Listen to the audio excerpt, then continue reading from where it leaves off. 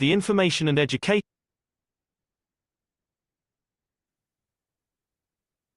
Disclaimer. The information and education material contained herein is meant to promote the general understanding and dialogue of GAN's processing. Such information is not meant or intended to serve as a substitute for a healthcare professional's clinical training, experience, or judgment. For patients and individuals, such information is not to be a substitute for professional medical, therapeutic, or healthcare advice or counseling. For medical issues or concerns, including decisions about medications and other treatments, readers, viewers, listeners should always consult their physician or, in serious cases, seek immediate assistance from emergency personnel. Prescription information, procedures, and use of medical devices information should be undertaken only by properly trained and certified medical personnel. We specifically disclaim any warranties, express or implied, including implied warranties of merchantability or fitness for a particular purpose. Such information is provided, as is, and is believed to be accurate at the time of its publishing, but it is the viewer's job to evaluate the accuracy of any information found in this presentation. Every case presented is of their own experience, applied by themselves for themselves, and it applies to their case only. Every person experiencing health problems should seek professional medical advice and consult their course of treatment with a doctor. The processes of plasma balancing described herein are a natural process which supports the body but does not replace medical advice or therapies one is already subject to.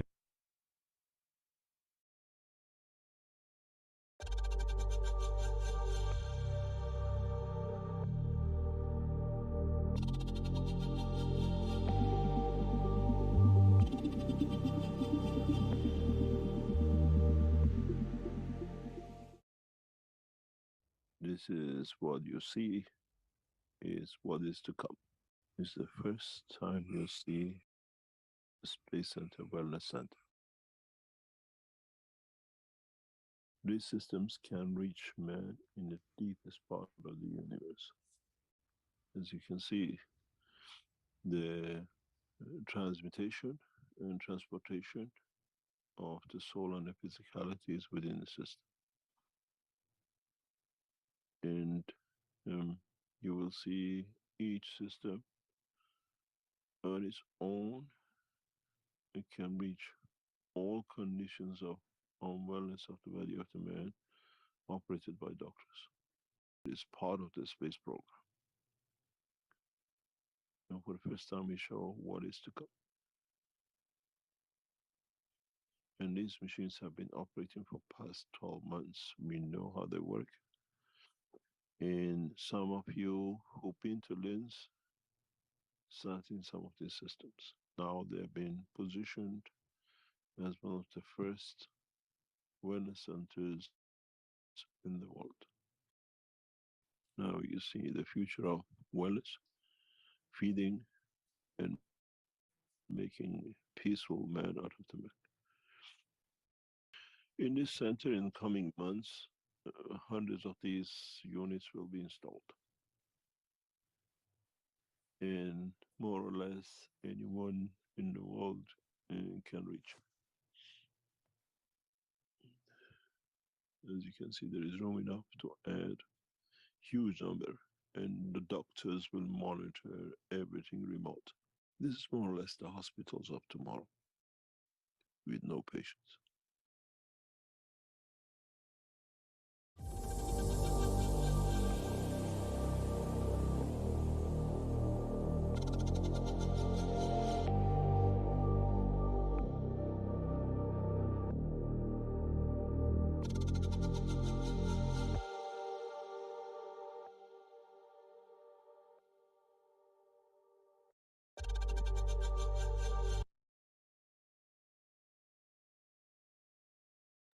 And welcome each and all to the Keshe American Knowledge Team for June 30th, 2024. I'm your host, Mark Anderson, along with Alex Cork, and along with each and every one of the participants who are here today to, as Mr. Keshe said, it's going to take more than all of us on this planet to open up this knowledge. And as he said in the last workshop, you're starting to see how deep this knowledge is going to become.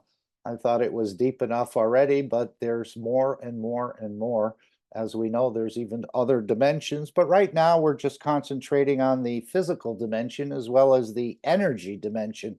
but there's even more dimensions above that, as there are levels above the level of the creator, as we understand. Again, this is universal knowledge. This is not man's knowledge. So we're trying to open it up, and slowly, step by step, more and more of us are beginning to realize some of the capabilities that's within our own structure. As you saw, these wellness systems are probably for people or even knowledge seekers who can't seem to bring the change through their own energies. And you'll have some system assist, or some people who don't believe in the technology at all, but do want to create some sort of balancing or wellness within their own structure, and these will be available.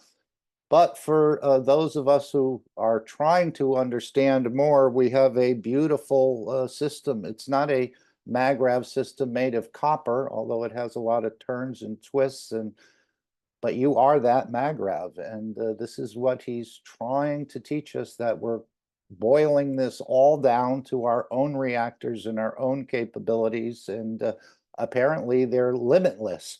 But step by step, we're going to have to go through this. And as we heard in that short intro, trying to make, or we're making a peaceful man out of the man.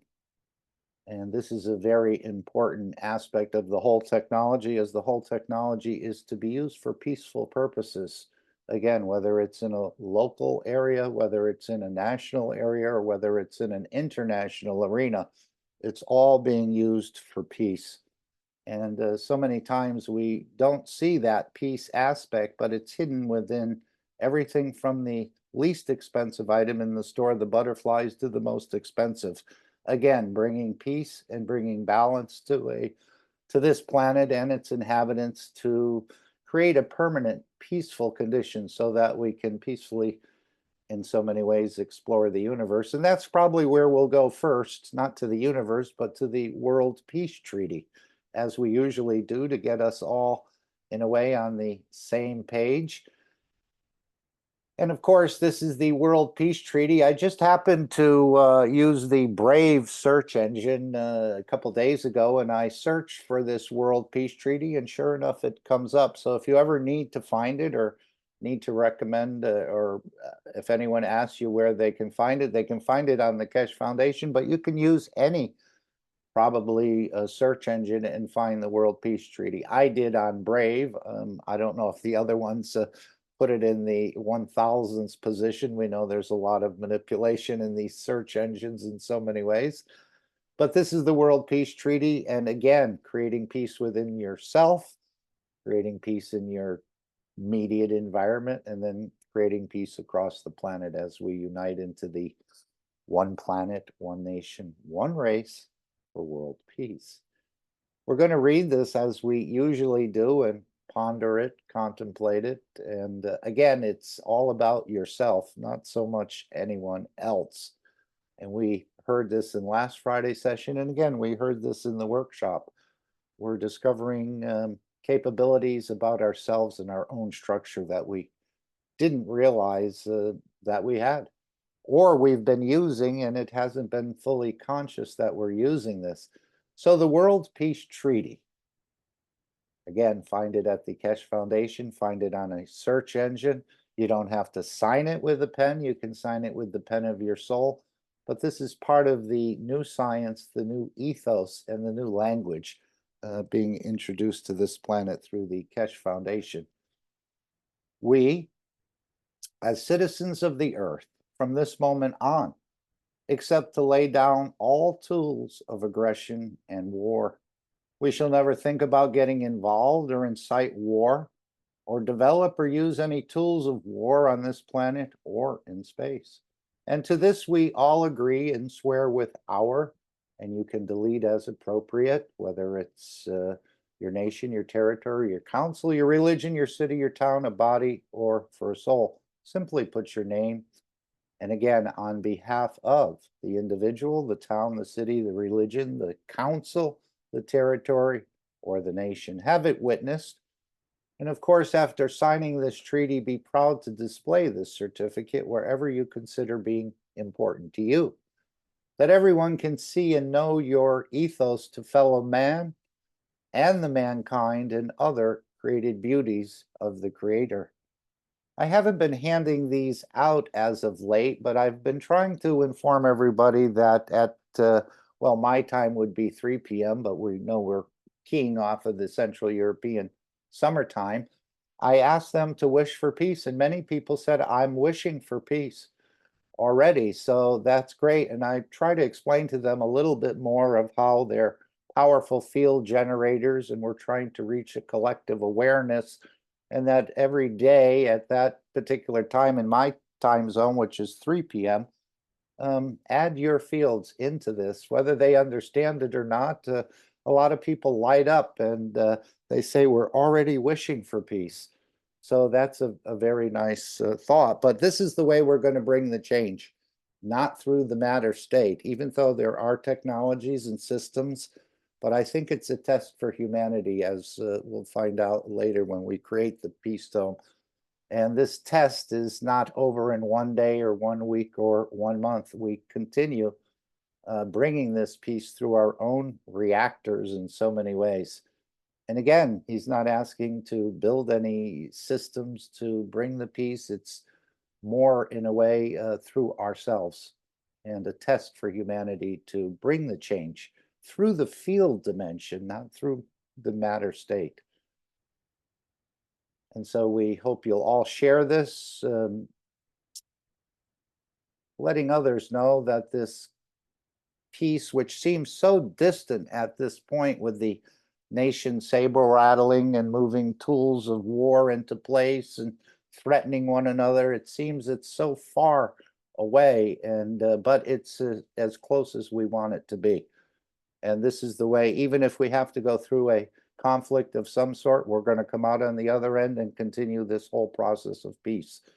And I'd rather not go the hard way with these sort of exchanges, but if this is the way the system chooses to go, then we'll deal with that. But hopefully we can remedy this and bring the clarity of understanding and elevation of the souls into that permanent peaceful condition, especially the decision makers and the ones behind the curtain, as they say, who are basically their paymasters, or the people who are financing and creating such wars to create more arms and the rest of it.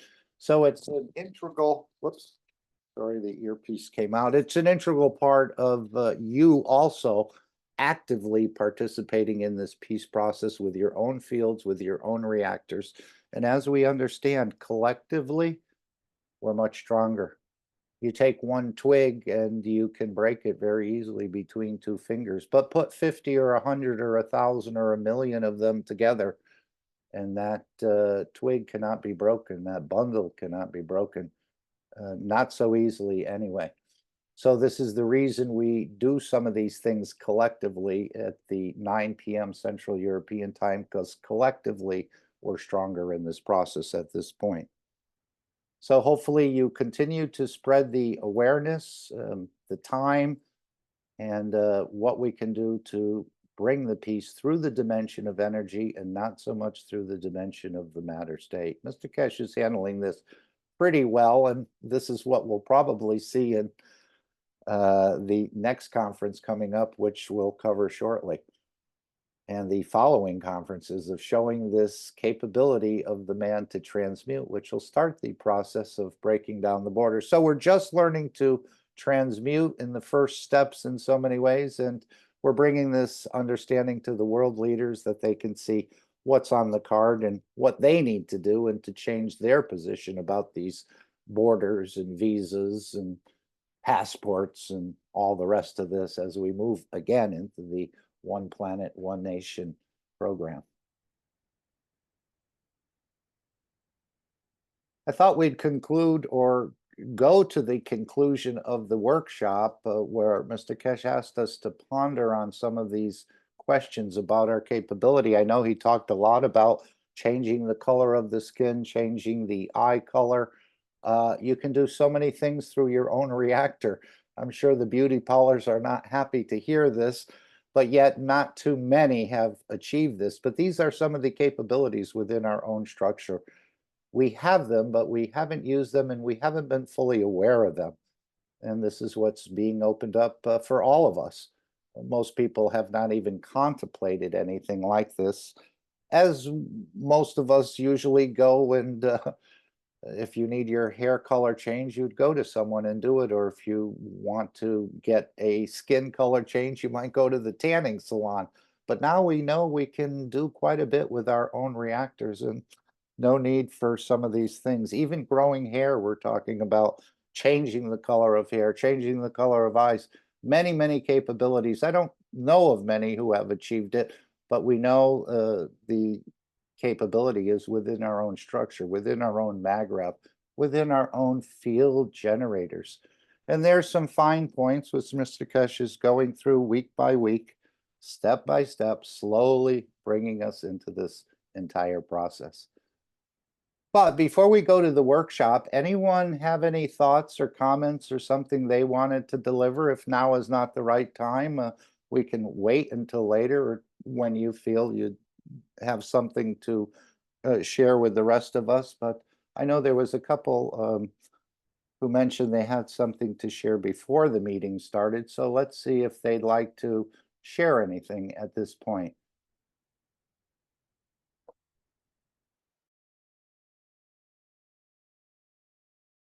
I have something to share, Mark. I hope it's cookies or cake. Well, I know that Alex likes cream, something of a cream cheese on crackers or something, but I know he's got a lot of biscuits in his place from all the presentations I've been doing.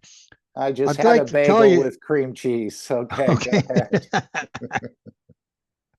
Well, I was invited, some people called me on Friday last week and said, we're doing a farmer's market. We'd like to invite you and bring whatever goodies you have. So I had one evening to prepare something about plasma. So I just made a one-page type thing and I put it on a clipboard on a camera stand. And I thought, what am I going to do? You don't have much time because it was only 2 hours long.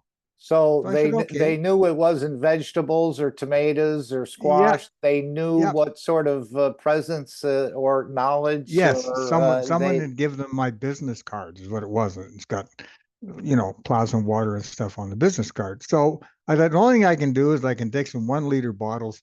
I had some old labels and I put them on there and put it in there and went. Well, I was surprised at the turnout for only 2 hours. But one person came up to me and said, "Okay, I'll take a liter for me." And then I said, "I got some for pets too." He said, "Okay." The next day, the guy calls me. He said, "What's in that water?" I said, "Why?" He said, "I drank a glass. I'm more calm than I've ever been." And I said, "Okay." He said, "So I just wait." And then at evening before I went to bed, I drank another glass. And it's the best sleep I've ever had. And when I woke up the next morning, I wasn't hungry. I think I better come get some more of that water. Wow, So a little, fantastic. a little something like that. Now the guy's emailing me, can I bring a glass jug? Can I come get more? And all these things. Sometimes one little thing will just mushroom into who knows what. So, Exactly, and exactly. I know John in Argentina has a huge tank, 2,500 liters, I think, and he's been distributing the plasma water to the community for years and years. People come by, they bring their own containers, they take it home, they come back. They don't seem to want to make it. They prefer to get it from John, even though he's told them how to make it. But very, very nice, Randy. Please continue. and then the at this farmer's market, there was a local mushroom grower. So the other day I went to visit him, and because I've always wondered, how do they grow mushrooms? So he has quite an operation. So I told him, I said, look, I have a plant formula here, but I said, it works on leaves and roots, but mushrooms don't have leaves and roots.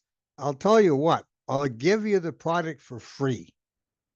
All I ask back is before and after pictures. So I'm going to go see him in a couple of weeks. So he said it takes about 2 weeks to to grow the mushroom. So, Oh, I thought it'd be some longer. Yeah. well, sometimes it's sometimes a little thing like that, and will literally mushroom into something bigger. So So that's what I have to share today. And it's been a good week, and we just have to keep on keeping on. It is beautiful when you see a face light up or someone again get back in touch with you about this product or the GANS water, and it's just an amazing experience. We've experienced a little bit of that, but the farmers market's a beautiful place, and of course we know this is one of the areas of agriculture, energy production, wellness, and space travel are the four main areas. But yes, and of course it elevates the plants, as we know, and the people who consume that elevated product, I think they become elevated in a way as well. This is Well, I did give him a couple liters of the drinking water, and his dad said, "What's this?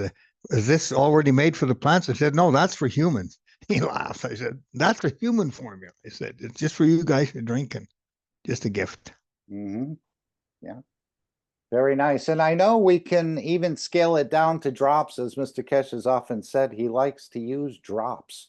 We always think more is better, but sometimes, or many times, I think the drop method is the preferable method to approach.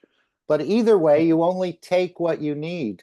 And the GANS gives the body what the body needs and takes from the body, whether it's a plant or an individual or an animal, and takes from the body what the body doesn't need. So very nice that you've blessed them with this beautiful plasma water. Well, I find myself 60 mils in the morning and 60 mils at night of the pure water. That's all I need. If I drink a couple glasses, can't sleep. I just have too much energy. So I have to cut back in the amount. But I think those of us that have been working with the field and the energy, this is what happens. You know, we are it too. We become it. Beautiful. Yes, that's what we're doing. We're here to help people open up this knowledge for themselves in so many ways. And as Mr. Keshe said, we use the matter state to reach the level of understanding of the soul of the man, which is where these teachings have been going for years and years and years. And he's just sort of scratching the surface on this work and capabilities of our own structure. We haven't achieved it yet, but there are systems to support the work, or to support the wishes. And I think we'll see this in the upcoming conferences in Iran and Washington, D.C., which are the two that are scheduled. People will be transmuting, but they may be having a little help from what I call system assist. As Mr. Keshe said, they're bringing in some new systems into some of the Thursday sessions, which are coming up as well. We'll hear about that in the clips we're going to play, where he's going to do one of these, instead of the knowledge seekers workshop so much, we're going to have a large session as we've done before in the past, where you can, whether this will be announced ahead of time or whether it'll just be available to those who are who have joined the meeting live, I don't know, but we'll see. He mentioned in the next few weeks that you can experience this. Anyone else want to bring anything else or share anything else they'd like to share? Yeah, maybe maybe I'll just share it now.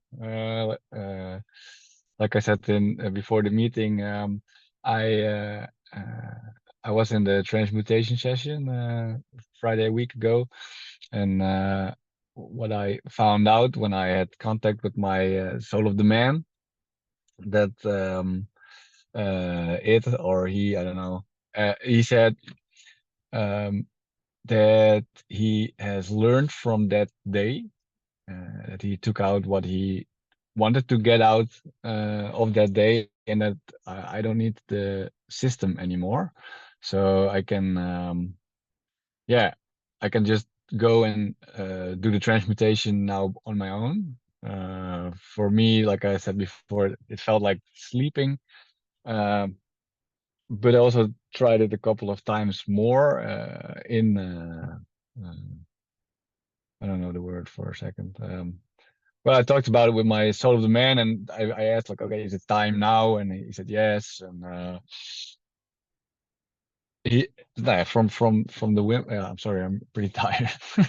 Okay, Um, no problem. We're not judgmental. We're happy you're speaking and sharing with us, because sometimes we're a little bit afraid of our own shadows, so to speak, but you've been opening this up for quite a long time, and yeah, you're thank hitting you. on something, yes. Yeah, and well, I had a conversation with the woman I spoke about in the past few weeks, and the spiritual woman who was like in the universe a lot, and she told me that there are like portals where your soul can go and where all the information is stored. You know, like Keshe says as well, like all the information is already there, you just have to find it. So during the transmutation session on Monday was that I I put in the intention for my soul to go to that portal and grab that information. And when I checked later, he said he has it. So, and now I don't really know how to access that.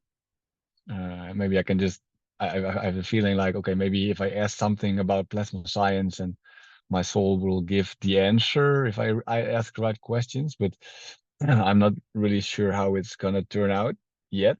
But that's just the story as far as I have it now. So, and like I said before, like, well, maybe someone who's listening will pick it up and will understand it better now than I do. But probably it will develop in the next couple of weeks.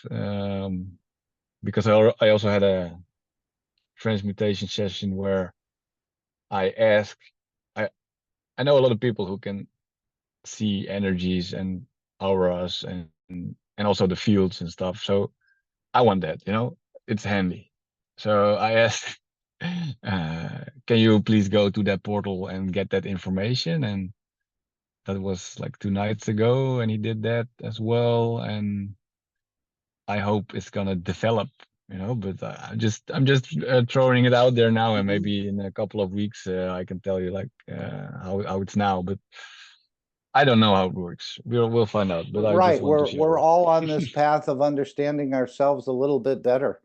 And I know we made a couple of clips of feel the emotion of the light.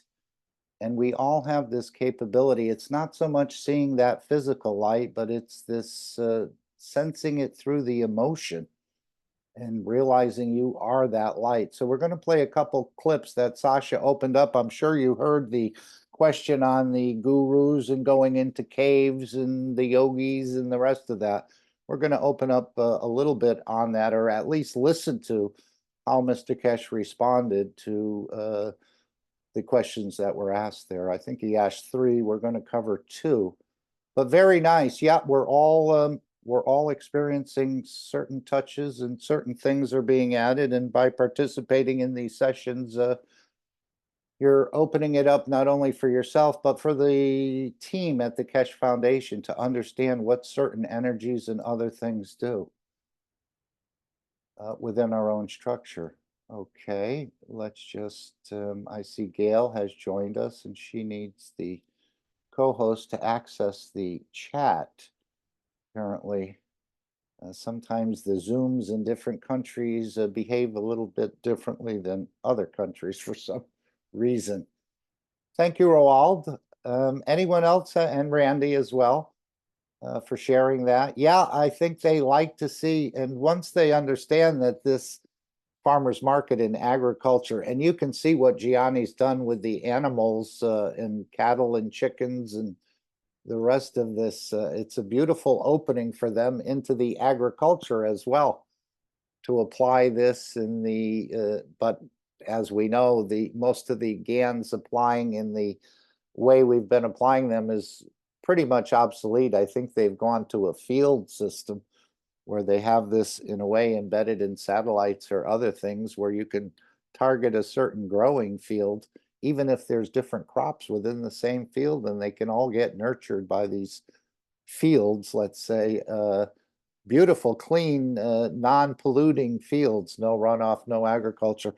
And one of the farmers, or a number of the farmers, certainly like, and they were doing some tests and Moldova or Romania over there with hundreds of hectares of land. And so these were no backyard farmers, and they reduced their inputs tremendously, the pesticides and the herbicides and the rest of it to keep the weeds down. And Gianni has shown a beautiful process there with the animals as well as with the plants, and not on a small scale, but it works on a small scale as well. Anyone else have anything they'd like to bring or share at this point? Perhaps we will go to the store and just explain some of the upcoming events that are happening within the Keshe Foundation.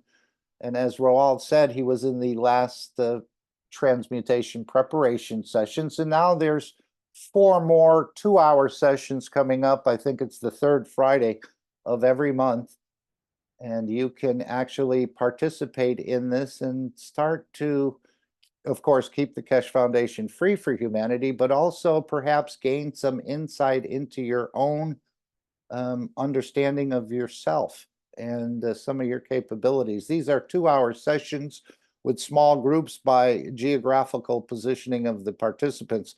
So when you do sign up for these, you need to say what time zone you're in, and they're going to try to coordinate it that nobody's getting up in the middle of the night or at 3 a.m. or 1 a.m. and sleeping in some of these sessions, which I've done as well. I've fallen asleep a number of times in a number of sessions.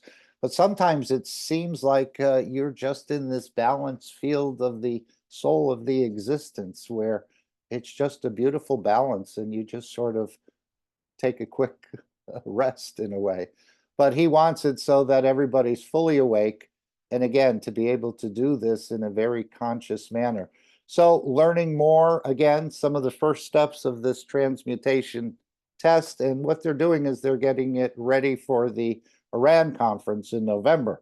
And hopefully, I don't know if he'll bring in vertical units to assist in this process, but we'll have to see. I know there's a number of people already have signed up for this, not only this one, but for the actual conference in Iran.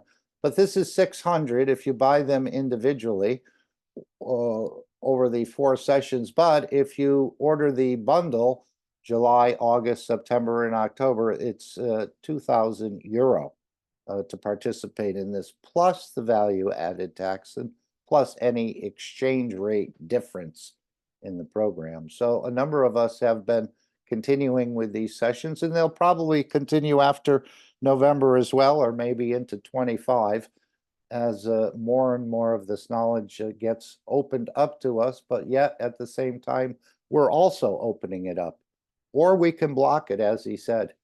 But hopefully no one is there to block it, but to understand more. Sometimes I think we don't even realize we're blocking. We just want to hang on to that physicality so much that we don't allow the other dimension in a way to come in.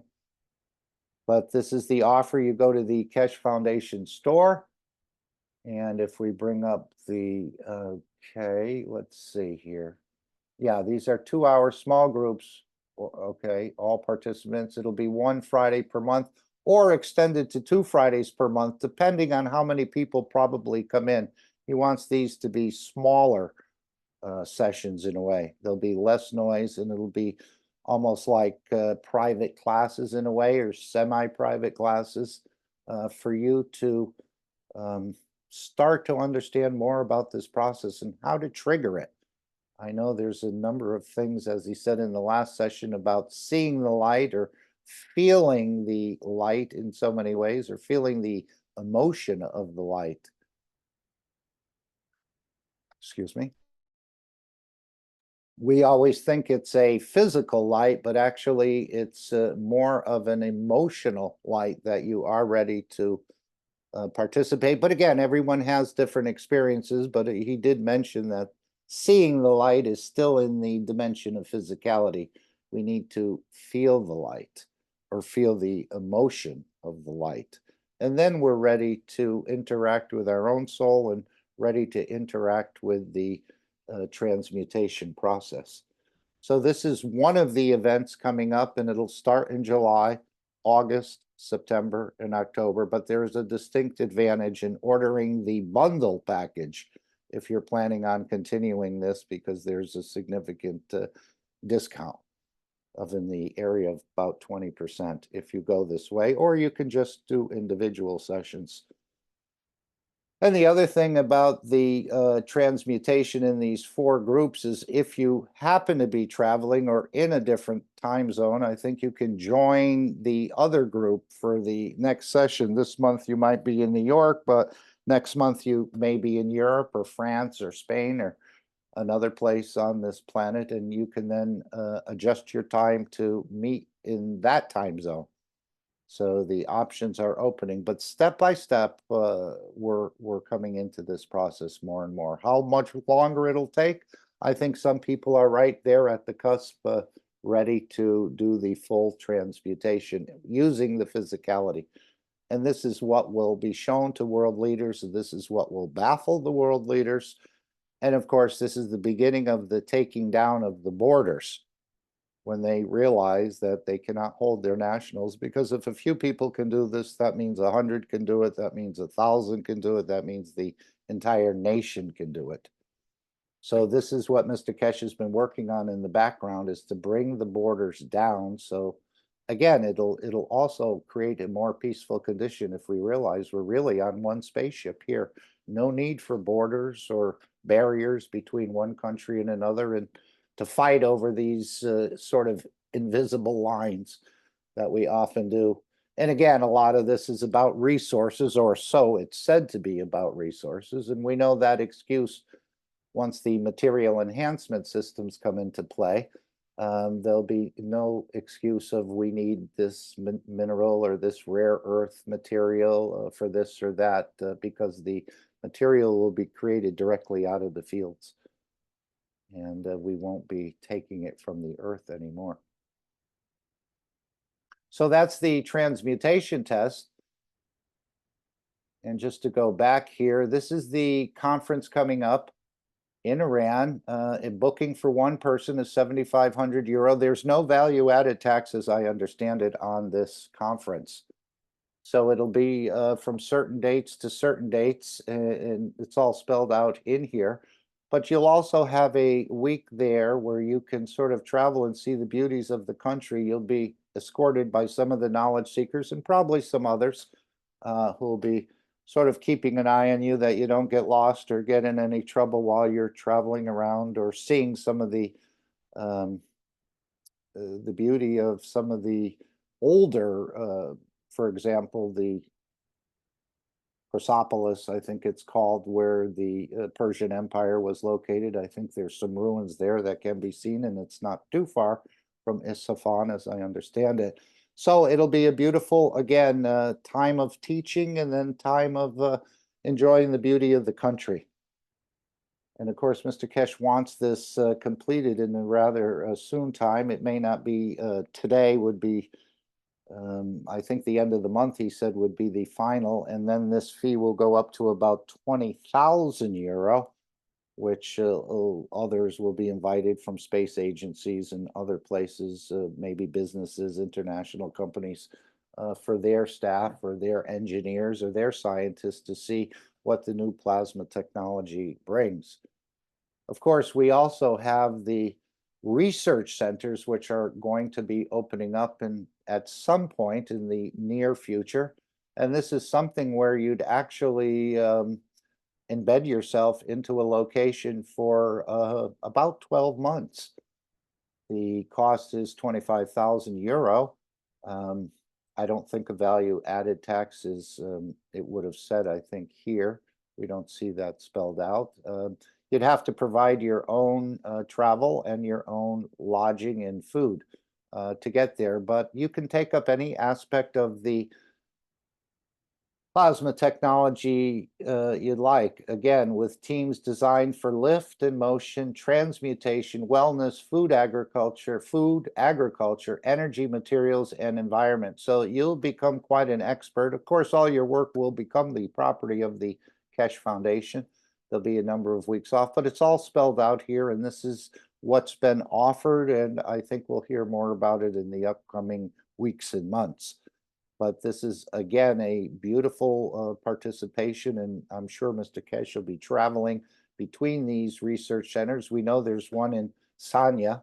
I think that's being set up. We know there's one in Arizona that has been set up, and there's one in Iran. And they'll probably, as he said, add in India, Brazil, Russia, and some of the other major players on this planet.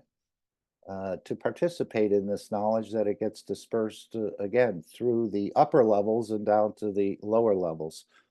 But a beautiful process, and you can sign up for 1 year or 3 years, as I understand it. But and then after a year, you can even change your majors or something, as they do in college or university, where you say, okay, I've been working with energy and or lifted motion for a year. I'd like to perhaps go into agriculture or materials or the environment. So you become quite a master, I think, at most of this. And maybe some of the items that are developed or will be seen in the Keshe Foundation store, which is, we're in the store right now, but it's going to be, as you can see, 36 products, 38, 45, 90, and the rest of this. This is going to go into the thousands and tens of thousands of products in the next 3 to 5 years, probably. We'll have to see, and a lot of it has to do with how fast the governments accept this technology. So that's why creating this dome of peace, elevating the world leaders and the rest are such an important task. I don't think we've put the needed importance on this. We're too busy making magravs and the rest, but for this knowledge to come into the market, the governments are going to have to stop dragging their feet. And the way to get that done is by elevating their souls, that the position changes in the physicality and they allow this. So right now, to me, this is where the blockage is, at the upper levels. Anyone want to add anything onto this? Okay.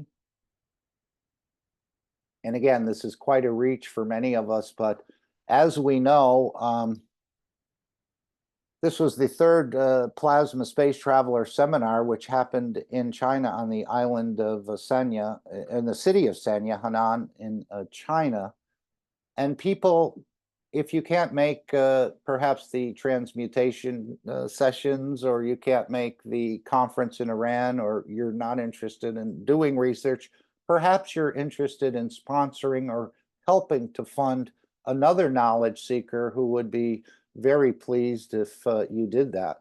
And the more people that can contribute, even a small amount to a large amount. I know Mr. Keshe said he would match many of the gifts that you give. So if you gave €100, perhaps he double or triple that as a gift to someone else who would like to take advantage of these sessions. So, and again, it doesn't mean that it would be in the United States if you donate from the United States, but excuse me, it would help finance perhaps someone in Brazil or India or one of the other countries that don't have the resources available to them, although their intention to be there is very strong.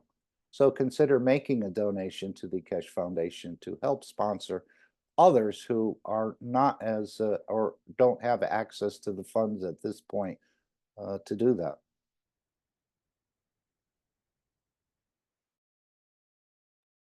Okay, so we've covered the transmutation offer. We've covered the Iran flight conference, which Lift in Motion is going to be shown. And then, of course, the research teams, which is a longer term commitment. And some people, obviously, they have businesses or they have jobs and they have families and they just can't up and leave and say, so long, honey, I'll see you in a year. But those who can, and I believe there'll be a number of let's say, scientists and researchers that are perhaps sponsored by space organizations like NASA, or like perhaps some of the companies in computers or other things like Philips International, who will sponsor people to participate in this. €25,000 is basically the flower budget for a month in some of these lobbies of some of these large corporations. So this is a very small amount to some of the bigger players in the commercial world, let's say. but it's all coming together very beautifully. All right, anyone want to add anything at this point? I thought we'd go to the end of the workshop if I can locate it. And then we're going to cover the 2 questions. And of course, okay, here we go. And let's go to our transcript. And okay, we're going to start at near the end of the teaching. We're going to go from 58 to about a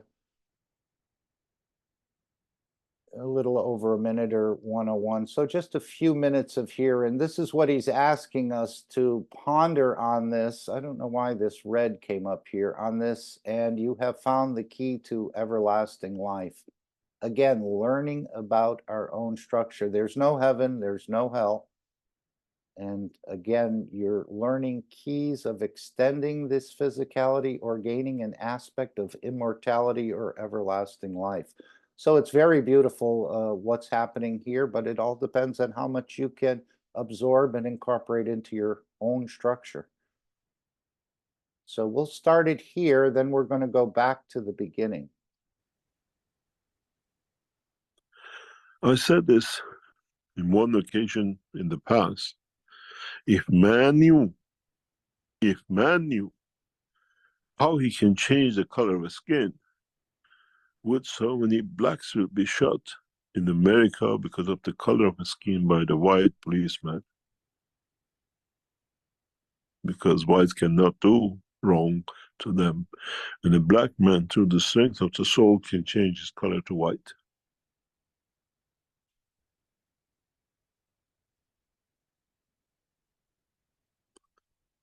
Then you understand how much easier it is to get rid of, to understand more of prejudices and misunderstanding between the energy and matter state. All the laws of the man are in the condition of matter state. And all the ones who abuse the energy state, they become the religions and the rest. And those who understand the process of the fields and the energy, magnetic field of the universe become the passengers of the universe.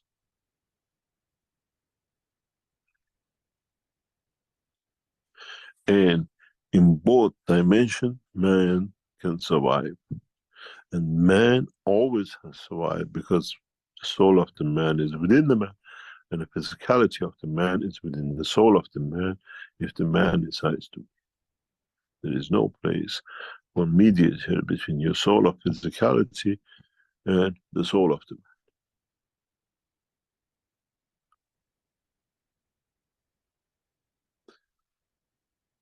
Now you understand how deep this technology and the knowledge of the creation is going to become.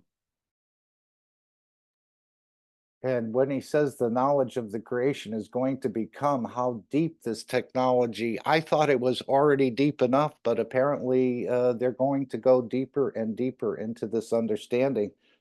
Again, it seems like a very short time between workshops. We haven't fully, or even half, or even a quarter digested the week before's workshop, but maybe the soul has understood more.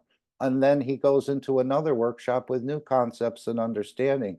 So in a way, it's not so slow. It's a huge amount of knowledge and understanding that's being gifted to us in so many ways if we can apply it and take it into our structure. It's just a huge, and we're not even doing hardly any justice in just covering this for an hour or two.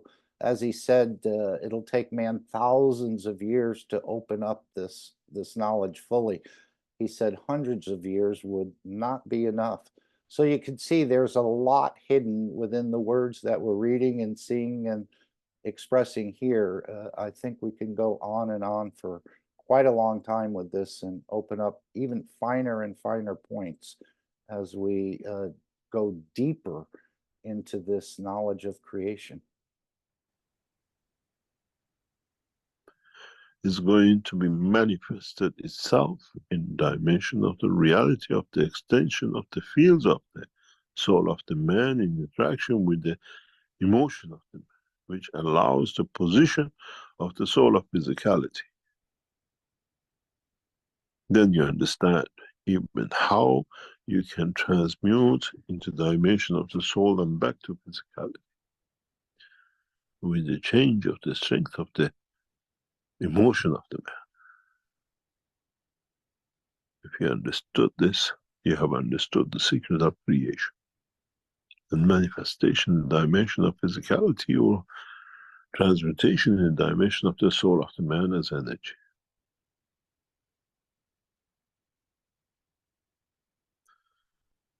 Ponder on this, and you have found the key to the everlasting life. Ignore it, you live the life of the man as it is in the dimension of physicality, and either way, the soul will be free in a time of his choice.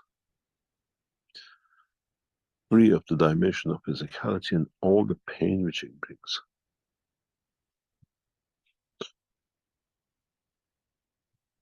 We go for a break and we come back, and I hope you learn a little bit more about yourself and nothing else, and your own capabilities and your own strength and what you have misunderstood.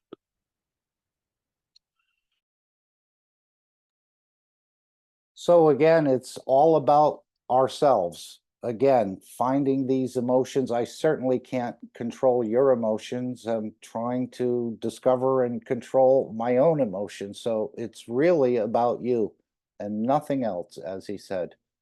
But in time, the ones that learn this will be there to teach the other ones that need to learn this. So it's not that you're just going to keep it to yourself and it's all about yourself. It's about learning and then being able to serve the others with this knowledge that they also can learn about these processes and discover within themselves their capability. So let's go back to the beginning of the workshop. I think we're going to go to about 15 minutes or so. And we'll start here, somewhere around here. Learning is part of the, and now I'll have to back up my video here to around 15 or so. And again, I would also encourage you to look at the video that is, it's not in the transcript, but it is in the Knowledge Seekers Workshop, the video that Lisa made, again, about manifesting our body in different environments. This is part of this whole transmutation process. So let's go to about 15. I'm just trying to zero in on this. It's just a little bit after that, maybe just a few seconds. Okay. So here we are. We're going to start somewhere around in here, and we'll hear more about the transmutation, the changing of the color of the skin, the way our body can actually transmute. Again, the full transmutation means you manifest the physicality in a location. In the energy dimension, you can be that observer and not take on a full transmutation, but you can be there and observe just as if you were there in your physicality, if I'm understanding, or this is my understanding up to this point. And again, I'm only speaking for myself and what I think I understand, which is probably less than 1/1,000,000 of 1% of this knowledge. And that's not to put myself down. That's to show how deep and how vast this knowledge, this universal knowledge is. As we know, there are civilizations just studying amino acids, whole civilizations. So you can imagine, we think of it, Mr. Cohen, you know, the carbon, the oxygen, the nitrogen, and the hydrogen, and the protein, and what more could there be? But the whole civilization is just understanding more about amino acids.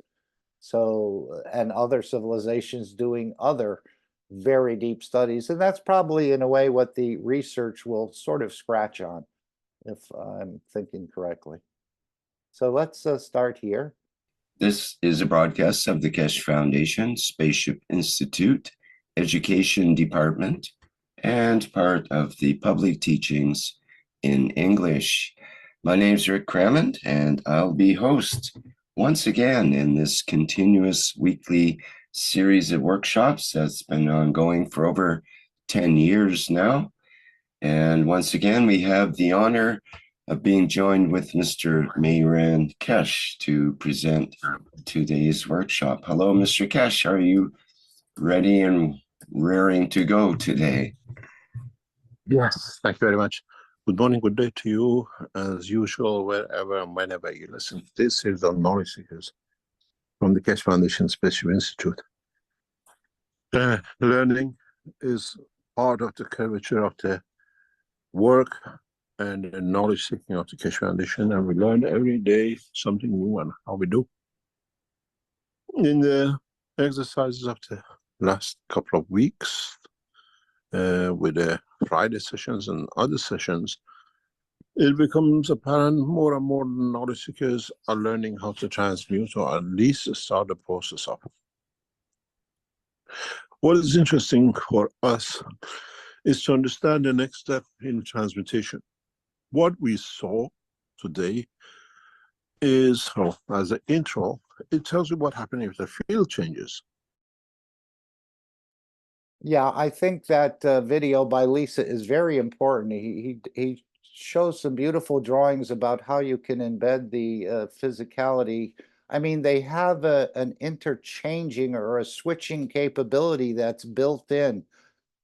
So when the physicality is surrounding the soul, you're in the matter state. Now, when you move the soul of physicality and the soul of the man expands around that or around the physicality, now you're in the dimension of energy and you can create all sorts of positions and conditions in this dimension of energy. And then if you choose to, you can actually fully transmute the physicality to another location. Earth seems more conducive to it. If you transmute on another planet like the moon or Mars, you're going to have to take up that shape of those citizens who live there if you want to be there. But you can also be there in the dimension of energy, as this is my understanding, and not do the full transmutation unless it's something that's comfortable for you. So you can explore the entire universe without actually manifesting your physicality there. But this is the option. It's this Earth, this planet will be the most conducive, I think. As he said, once we master this, and this is the reason the borders need to come down, this planet becomes your oyster. You want to go to Niagara Falls, you want to see Angel Falls in Africa, you want to see the Great Wall of China, all can be done in a very short time, perhaps in a day, and come back. And maybe after a while we'll get, in a way, sort of tired of this planet and all the things we've seen already here, and we'll want to go out and experiencing some of these other places, positions, and creations, and on our way back to the Creator and to see the beauty of the creation. What happens if you decide not to change the field of the environment, but change the strength of the field of the body of the man? Change the strength of the soul of the man. And to what extent, even if we change the material strength of the matter state of the body of the man, or the soul or physicality of the man, what would happen? This comes to a point where our knowledge seekers are becoming to the what we call new sessions in July, August, September, in how they want to manifest themselves, or how you as knowledge seekers would like to manifest yourself. You still don't change environment. You're still on Earth. You go from Europe as a white man, or you go from Africa as a black man, and you land in other continent. How do you change the color of your skin? How do you create emotion to be able to go to that level? So if anyone was able to do a full transmutation, do you think you arrive in Africa and then you say, oh, wait a minute, I need the black skin, so now I'll change my skin black, or I need a different voice? or something else different. I think you're changing it in the dimension of energy. You're pleased with it, and then you manifest yourself in that location. Anyone have any comments about that? Do you get to the point and then decide to look like everyone else who's in that position? Or is this all done in the field strength and then you bring it into manifestation in the physicality? Anyone? Well, I do have the same question. I don't know. Like he says, if you go somewhere, if you go to China, you will end up as a Chinese-looking guy. Who also thinks Chinese, knows the history and likes the food and stuff But because of it's the still fields. you. It's still But it's your still you. soul. Mhm. Yeah, it's still Yeah. your same soul of physicality and your same soul of the man. But maybe I missed it. But can you also transmute as yourself, because anyway, like you said, if you can choose how you want to look like, maybe you can look like how you look now as well. That's my question. Yeah, I think he did say that. If you want Right? to be white, yes, in Africa you can. Of course, you wouldn't blend in. He did say right here with the African, the same as your white man in Europe with the African voice doesn't fit. So if he says both, then you can just choose. On the one hand, you can choose what you look like, but if you go to another planet, you have to have 4 legs or something. So I'm not sure Yeah, which yeah. one is it. But he's saying we don't have to change the environment. We can change the environment within our own structure. So you're still a man, you're still on Earth, you land in Africa, and I think you change in that process before you fully manifest. You say, okay, I'm the right height, the voice sounds right, the color is correct, let's drop in and fully manifest our physicality there. Yeah, that sounds logical. And also, if you want to go as yourself, you can do that as well, right? Like the body you have now. Yeah. Yeah, Okay. yep. Yeah. I know they have a saying, is it in Japan or one of these other countries where they say any nail that stands up will be hammered down. So if you want to fit in with the environment, you're probably going to want to look and be the similar height, but it doesn't have to be that way. Alex? Hi there. I hope you can hear me over the background. Yep, there's no background problem. Okay, good. So I agree with your last statement. The situation is in the physicality, in the matter state. It is very hard to do a rapid change.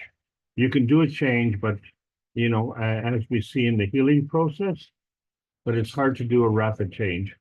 And so when we're doing a transmutation, we need to do a rapid change, and it has to be done on the energy level. That's my opinion, simply because it is from the energy level, the higher energy level, that you manifest into the physicality. So the plasma field dictates the physical field, if you follow my meaning. So you sort of get yourself ready in this energy dimension. Yes, and well, so that's the trick. Well, the thing is that in the energy dimension, you can do the immediate transmutation, whereas in the physical dimension, this takes time. Okay. Well, I think this is going to be proven out or expressed by some of the ones who do the transmutation. I'm thinking he's going to bring in vertical units into Iran to actually assist with this process. I think we'll be able to play as much as we want in the energy dimension, but we may need, until the borders come down, we may need, again, the system assist to do this. Although some people, probably a minority of them, will be able to do it without any systems at all. But the most of us who are still connected to physicality will need some assist until it becomes embedded thoroughly within the structure. And that may take one time, it may take 50 times, it may take 100 times, or even 1,000 times till you get it right. And then you can be on your own, and then you can be able to manifest or dissolve yourself and change locations at will. And this is the issue with the borders, that you're not going to go to the visa office or get a passport. I want to go here. I need to get the paperwork done and pay the fees and the rest of it. This is not going to happen. And when there's no borders, why not? We're operating as one planet and one nation. We continue. Anyone else have a thought on this? Or did you have more to add, Alex? Well, yes, I think we're talking about two different subjects here and amalgamating them in the same process. Number one is to transmute on this planet. So as Royal said, you can transmute in the existing conformity that you have right now. But if you're so in other words, if you're going from New York to Florida, is there any reason to change your skin color or your conformity? I don't see the motivation in. Okay. But if you're going from New York to Hong Kong, well, that could be a different factor. So that is the second type of transmutation. So one is the physical location change, and then one is a conformity change. And so these two can come together. This is what I'm saying. This is where the advanced science is sitting right now. So maybe I can add something from the spiritual Please. perspective. Yes. Yeah, because in the spiritual world, they found that the human body has different layers in energy fields, and I don't know how much that is like proven from the plasma science. But if you have your physical body, the next layer is the etheric body, and you have the emotional body, and then you have the mental body, the astral body, the etheric template body, the celestial body, and then the catheric causal body. I'm reading this, so I didn't remember it. So, but and those are like if you look at your physical body, then the first layer, the etheric, is maybe like 5 centimeters from your body, and then you have your emotional body, and it's maybe 10, 15 centimeters from your physical body, and the other energy bodies, they go way further. And I can tell from experience that they exist. I can work with them. I can heal people with them. Just pull stuff out of their etheric and emotional body. Then later their physicality will improve because I got the bad energy out. I can also play with that energy from I don't have to touch people. I could just play with the energy. So that, from my own experience, I can tell you guys that exists. And I was also wondering what happens with that transmute. And you go to different fields, will they change as well, and will it be the influence on your physical body? So I have no answers yet, but I just wanted to add this extra layers of layers. Yeah, because they are there, the extra layers, and some can see them, and that you will bring them as well to your different spot on the planet or wherever you want to go. So I just wanted to bring it in. Yep, and that's what he's saying. Do we have to have the environmental change for us to change, or can we be in the same environment and change the fields within us? That you can go or be anything you want just by the change of fields within your structure, this interaction with the soul of physicality and the soul of the man. This is what it sounds like to me. I think that is about what's inside you, like inside your skin. You can create And any what I'm talking emotion you about is want. but what I'm talking about is the layers outside of your skin. On the outside of your skin, different energy bodies. I don't know if you guys heard of that, but Mhm. it's a thing. Okay, good. Yeah, it's all based Yeah. on how you interpret this understanding for yourself. And he said at one point, this can't be taught, it has to be felt. And only you are really in sensing your feelings. I don't think you can really sense others' feelings. So it's all, again, within your own structure, your feelings, your emotions, your intentions to manifest or to stay in that dimension of energy. Which again, if you're going to travel the spans of the universe, I mean, we've heard that the creator is the universe and Mitra is the dimension of physicality and your interaction with the dimension of physicality. So when the creator travels in the universe, does he take on a physical shape? Or is he more there as, or she as, or entity as an energy being? And the dimension of physicality for the creator is Mitra, which he created out of himself. A Let's question for you. go ahead. Aren't we the cells, all of us, every single thing that is in existence is the creator? We make up the full Absolutely. story, so to speak, but we're all a smaller part. But together, that's who the creator is. Mm-hmm. Yes. As he said about the fields, or the rays go into the fields, and then the physics, and then the plasma, and then the physics, the chemistry, the biology, and then the soul, and the collection of all the souls is the creator. As he's in everything tangible, non-tangible, physical, or all the created entities. So he feels through that dimension, I think, as well. Mark, you brought up another point, and if I may just elaborate on my point with Of respect to course, please. transmuting to a different country.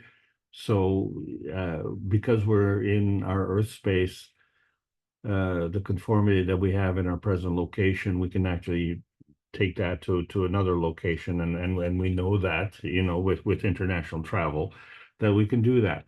But the added feature is that, you know, not only can we transport, as I say, but we can also change our conformity if we so desire. So as Roald was saying, you know, we can move around without changing our conformity. And what is the impetus for doing that? And as you said, well, it is to, shall we say, blend in with the rest of society. So, you know, if you're going to China, you want to look Chinese, or if you're going to Africa, you want to look African. And but there is no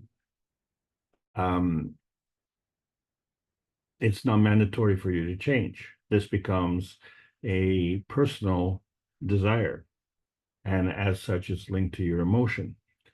However, if you want to have the same set of conditions and change the environment, now we're talking about a whole different game, because uh, in that environment, you may not be capable of being an air breather. And you may not be capable of maintaining your conformity. So at that point in time, it no longer becomes a, say, superficial desires. Oh, I just want to blend in with the crowd. You won't be able to blend in with the crowd unless you have the same conformity as the crowd, because you won't be able to survive in that different environment. So what we're doing with this possibility of changing our conformity while we're still in this environment is practicing the ability to do that and to do it in a very, shall we say, a gentle and um, easy environment, without the stresses, shall we say, of survival. The stresses of survival in the transmutation is enough. And so that is the first goal. And the second goal then is also can you transmute and change the conformity. And if we succeed in doing that, then we can add to the third thing, and that is to change the environment as well. Back to you, Mark. Yeah, I was thinking if you don't interact with the soul of the nation and the inhabitants of that nation, that they gift you the ability to speak the language and to know the history of the country and to be able to cook. If you go there and you say, I still want to be a white man in China, and yes, I think you can manifest yourself as a white man, but would you be able to speak the language? Would you be able to understand the history? Would you be able to cook in that? Because you said, I don't want to be that there in that color, in that shape. So maybe if you don't take on the full soul or gifted through the soul, you won't be able to speak. You'll be there like I was in China, but I couldn't speak the language. I didn't know about the cooking. I didn't know about the history of the country, but I was there. It seemed would be more complete if you manifest as an individual in that location. Then you'll be able to interact. No one will know it's you from America unless you reveal that to them.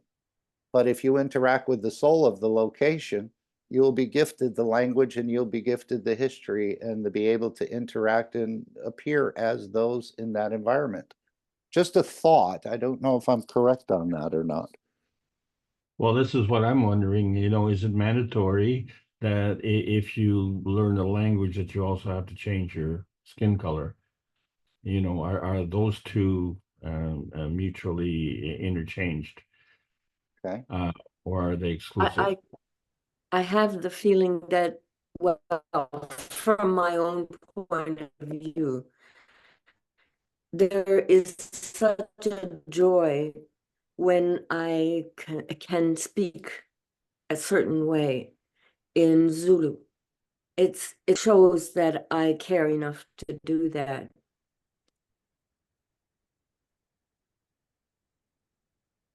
Are you able to hear my voice? It's buffering a little, but it's good now. Go ahead. Okay, yeah. I'm saying from my own point of view, being in the middle and being kind of the lonely, pale-skinned person, there's just a total acceptance of things.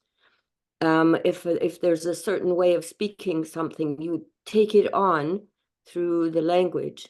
But from my point of view, I would be happy to stay with my skin color, well, maybe a little bit darker, but that people will still see who I am. And then if I start to speak correctly with the emotion and so on, it's a joy for them because of the past hurts. And I also believe in diversity. I don't want to be where everybody is all the same. It's boring.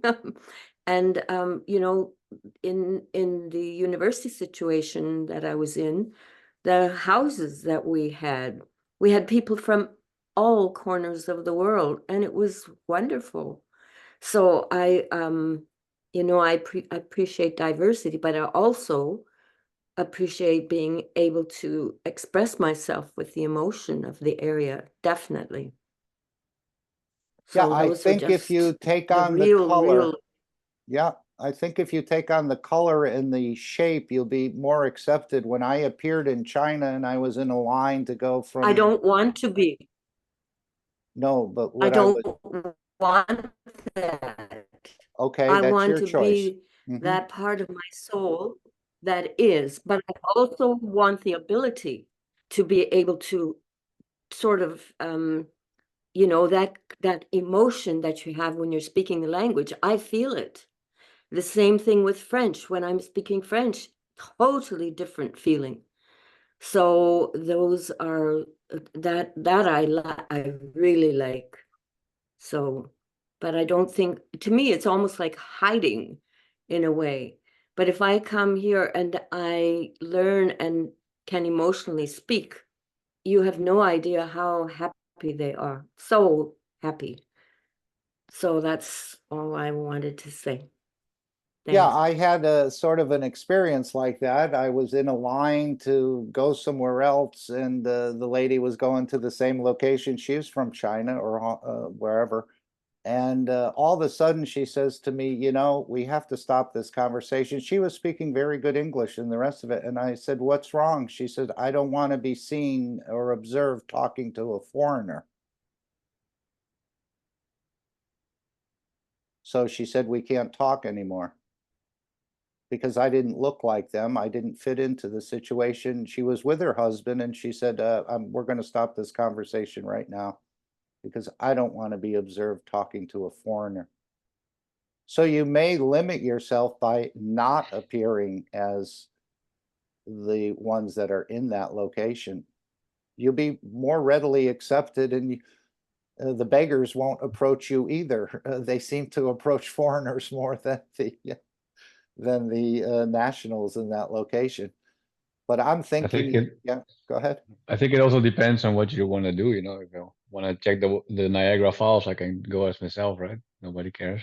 Yeah, I don't think so. I don't think that would be a problem. But again, you go to a different location, and you may want to be in Russia or some other location. You may want to appear there because you just fit right in with the rest.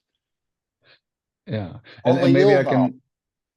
can. What I think now. I did try to check it with my soul because he learned about transmutation, but I'm not really sure how it works yet. But I can check with my soul.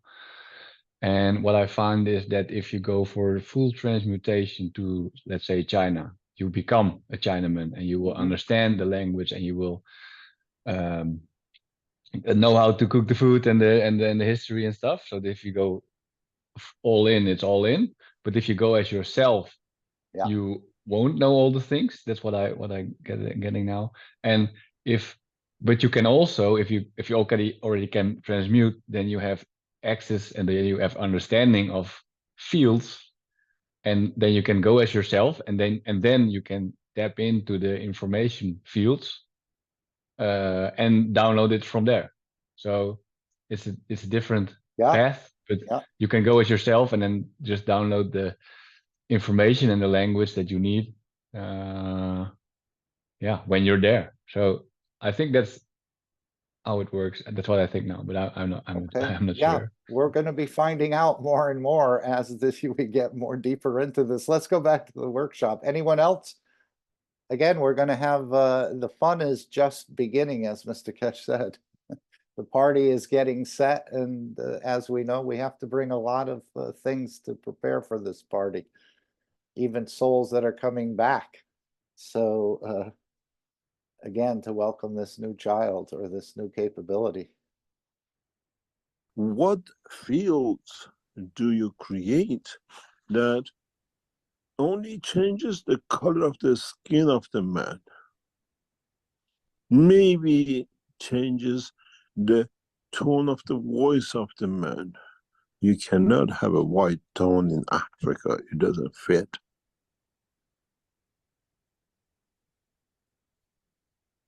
The same, you as a white man in Europe with the African voice doesn't fit. How do you, being in the same environment, change to fit the environment?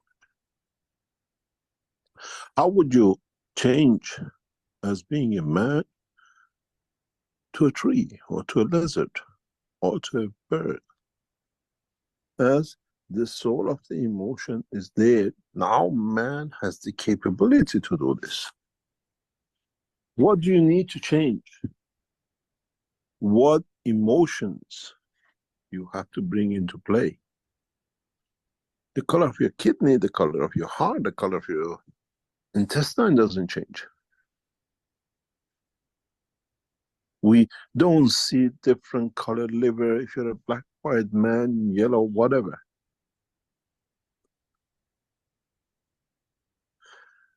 What happens to you if you decide to understand the emotion of the strength of the field of an animal which has a different color in blood,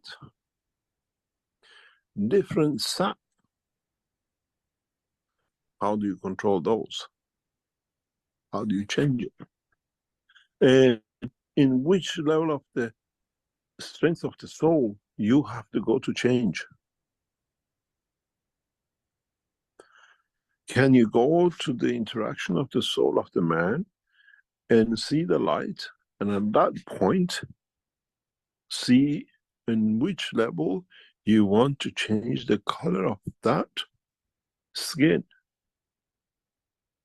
In the last sessions of this month on Friday, we asked knowledge seekers to go from the soul of the man to the soul of the creator to see the second sun. And some achieved that. Some saw the second light. Some couldn't. What happened? You don't want to see the light of the knowledge of the creator. You want to change the skin of the man on this planet.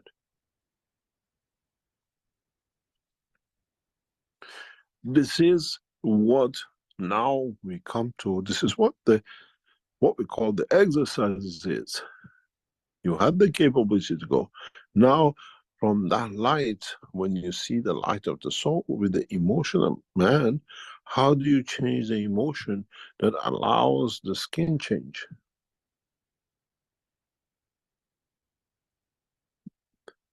I don't like this, I want to change that. It's like changing a frock. It's like changing. Yeah, the word here is frock. In other words, we see the religious leaders wearing a costume or a frock. So it's not a frog here. I believe this word is frock, F-R-O-C-K. Clothes. It's like understanding the feel, the strength of the emotion of the man to what skin color man likes to be. You can never be negative. You cannot take. You always add to. You add with the love of the man. I love to see how I look in that skin color.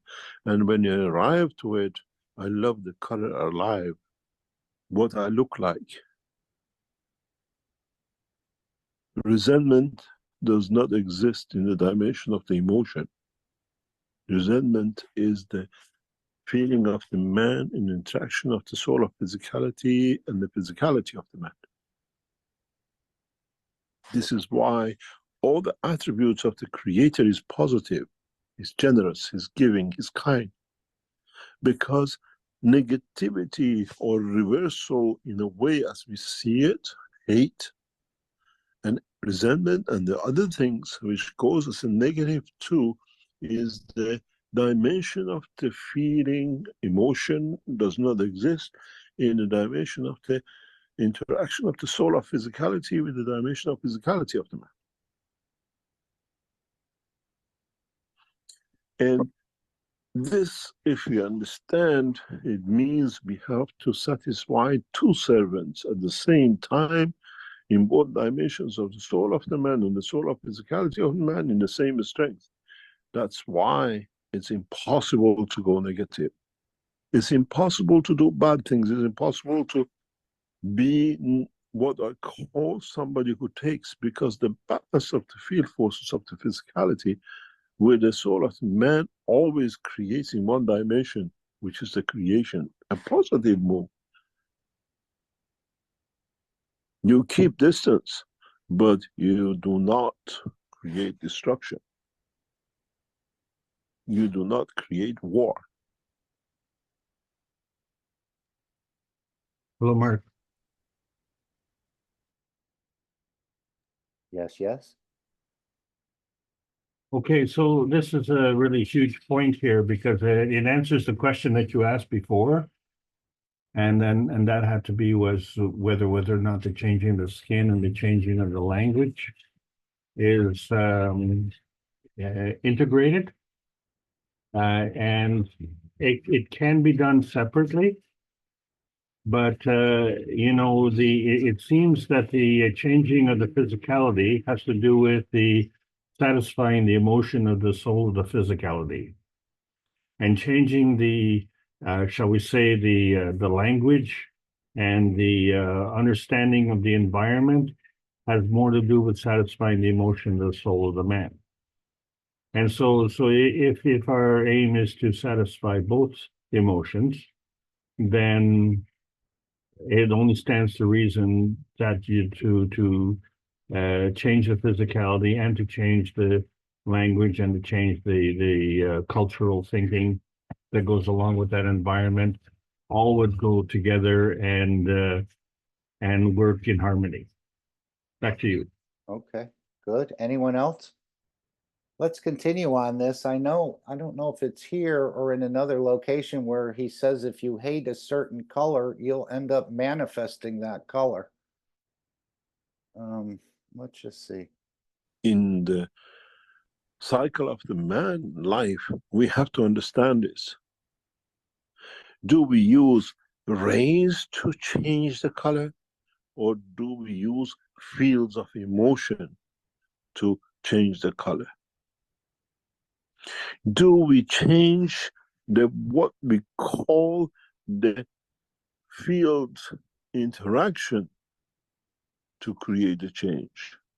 Or do we use the emotion interaction in a matter of race? This is what it will come in the next few months, and knowledge seekers who come through these sessions will learn how to be the chameleon of the soul, not the physicality. How to change the strength. In the next few weeks, in one of the Thursday sessions, we'll again bring collectively all of you to test, to taste, to understand how much you have evolved. Okay, so it's pretty clear here. He's bringing up the Thursday workshops. The Knowledge Seekers workshops are always on Thursday.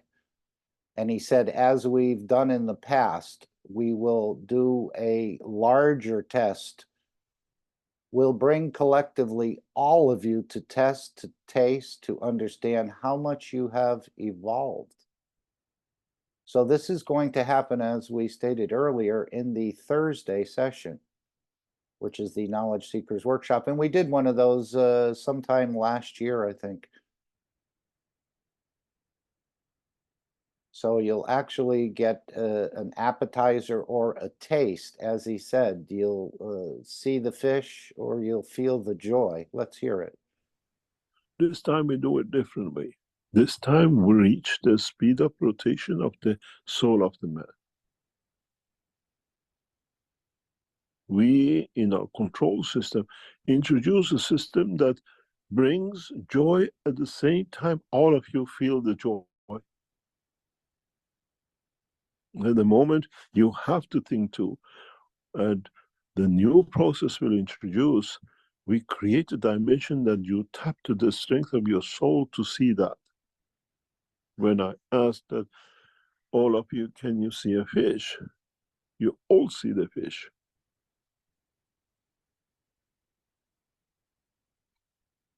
It's very easy. It's the addition to the knowledge which has brought and brings this change.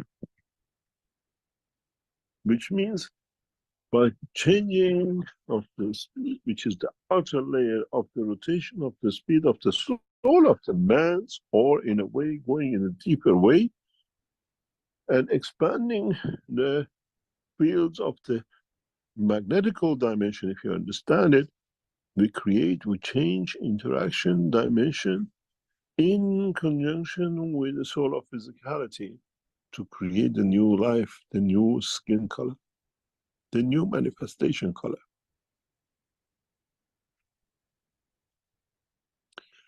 We know this technique is part of our genes, but we have forgotten about it in our daily life.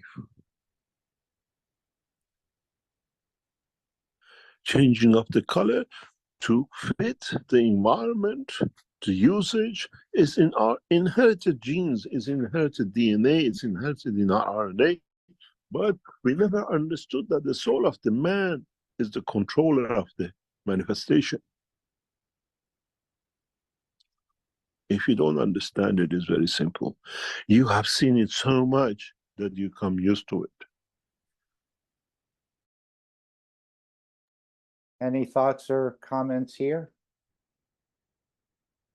So it does sound like you'll see the fish or the whatever else he's suggesting in the dimension of energy at this point. You're just changing it in the strength of the emotion or in the strength of the soul. This is what it seems like to me at this point. Anyone else have an interpretation they'd like to share?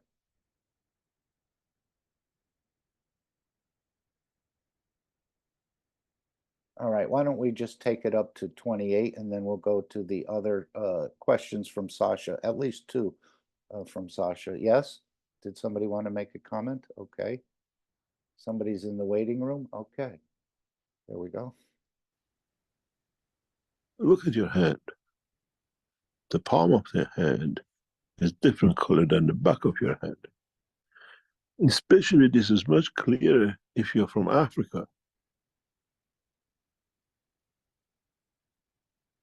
The color of the palm is different than the color of the back of the hand. Does not matter, you're white, black, is always the color difference. And this is how we give and we take energy. This is how our soul knows change of color. But we have never considered, we never understood how we are chameleons. We have two different colors, maybe some of us 3 or 4 different colors. The flat of your foot and the skin on top of the foot. The way you go in the sun on your suntan. Why some of you can burn and some of you can walk in the sun and never tan.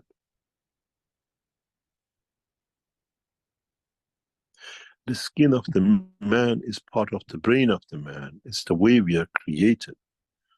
So in that, if you understand, the skin of the man is the containment of the soul of physicality and the soul of the man, and their interaction decides the skin of the man, the color of it.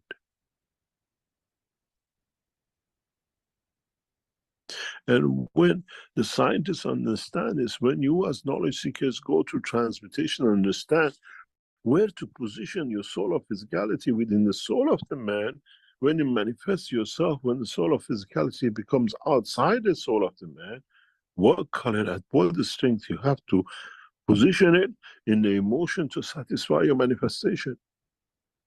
I go to Africa and I still want to be white. And I go to Europe and I still want to be black.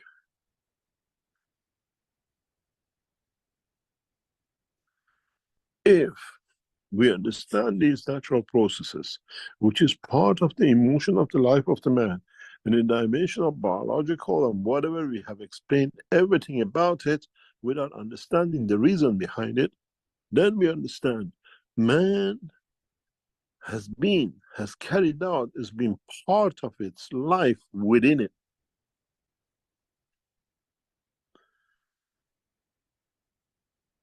And to what extent we exchange for it. Okay, again, back into our own reactors. Everything is set there. It's just a matter of finding the keys to opening this up, and it seems a lot like it is the emotion and loving to manifest whatever you're imagining to be or whatever you'd like to create. I think if you don't like it, you may not create it. But in another location in here, he does say if you don't like a certain thing, you may appear as that thing. Or a certain skin color you don't like, you may appear in that skin color. But let's go to the any other questions. I'd like to go to the feel the emotion of the light. And again, we're trying to understand whether we're seeing a physical light or Is it the emotion of the light in so many ways? That you are that light? So I thought we'd start here. Any other thoughts or comments before we continue? This was Sasha's question. I think he asked 3, but we have 2 that are cut into clips. One is 11 and the other's probably 10. And I thought this was very instrumental in explaining what these gurus and some of these other things. I always thought they had some abilities, but Mr. Keshe goes on to explain here some of the capabilities that they have. We all have it. It's just you don't need to go into a cave and meditate for 20 years as they do. And most of those, as he said, stumbled upon it by accident or through illness. They learn the expansion of the soul, and then they just added to it. And this is how they're able to do it. But he said they went into the cave basically to get attention. This is how I concluded these clips. But anyway, let's hear a little bit more from the questions in the Q&A. And again, it's up to you to review this workshop for yourself as much as possible and understand more about what it means to you and your structure, and nobody else.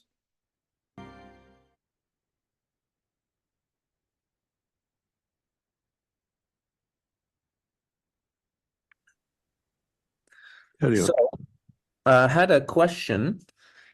If one were to read some classic spiritual books, such as Autobiography of a Yogi or Life and Teachings of the Masters of the Far East, there are references to spiritual masters, basically, who, you know, spend many, many years in caves meditating or doing other spiritual practices. But in some cases, these masters attain full enlightenment, and they talk about how they attain something called the light body.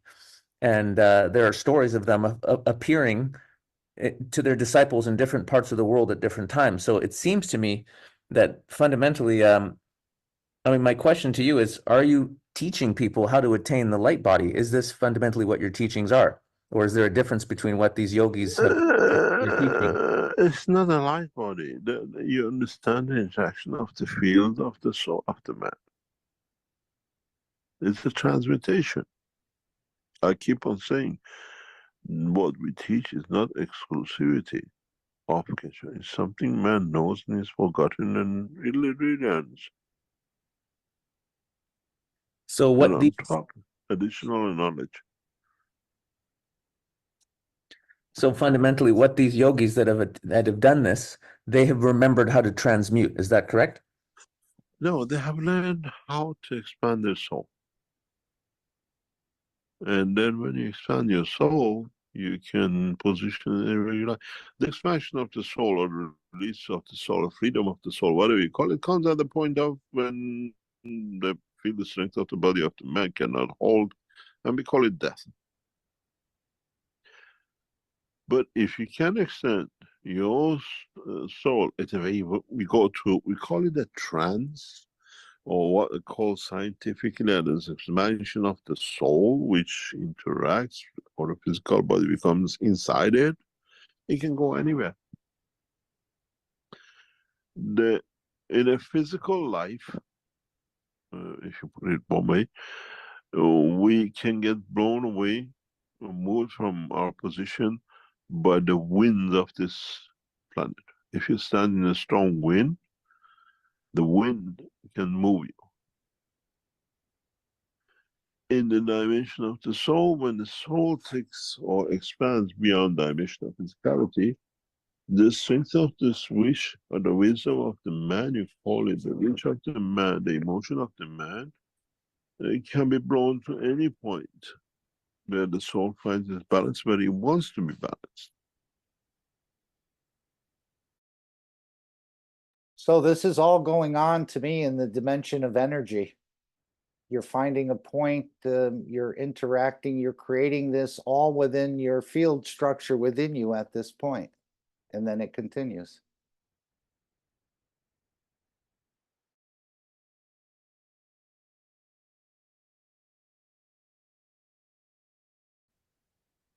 This is why some knowledge seekers in transmutation have a problem. They don't go where they want to go, or they go where they want to go and do something with the soul. But they don't realize that when you go, we've done this with a number of knowledge seekers, because I always sit and think, and they're on the line, some of them, they can tell you. We ask them to go home and move something. They go home, they move a pot. But when they go home, in a real physical dimension, the pot is not moving. It says something wrong with them, something wrong with it. They haven't learned that when you arrive to the home, you travel, but you have to go back to the dimension of solar physicality, that you can physically move the cup to the new position. It will stay there. You come back, you go back to the strength of the field of the soul, and you come back and you're back with me.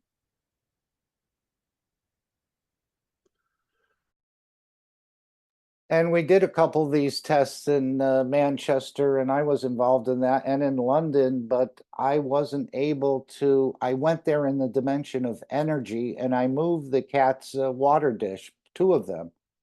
And I came back into the session and so on, but I didn't realize I had to transmute into the physicality to move the cup. And I know in 541, he said you get in touch with the soul of the cup or the dish or whatever, and you don't move it with physical fields. This is what has confused me a little bit here. He's saying you need to move it in the dimension of physicality, otherwise it won't move. So maybe there's two ways to do it. You can interact with the soul and the cup will move or the dish will move, or you can appear there in the dimension of physicality from a remote location and move things, and then go back into the dimension of energy and then back to where you started. But we tried this and I wasn't able to move it. Now I think I'm understanding a little bit more why. When you get there, you see it, you're in the dimension of energy, you have to take on or manifest in the physicality to actually move a physical object. And this is the problem with knowledge seekers. But if you know how to master, you can manifest yourself anywhere. When you arrive at the point through the transmutation, when you go home and you move the chair, and then you go home, the chair is not moved. If you say they move, when you tell me, I say, the guy hasn't learned yet.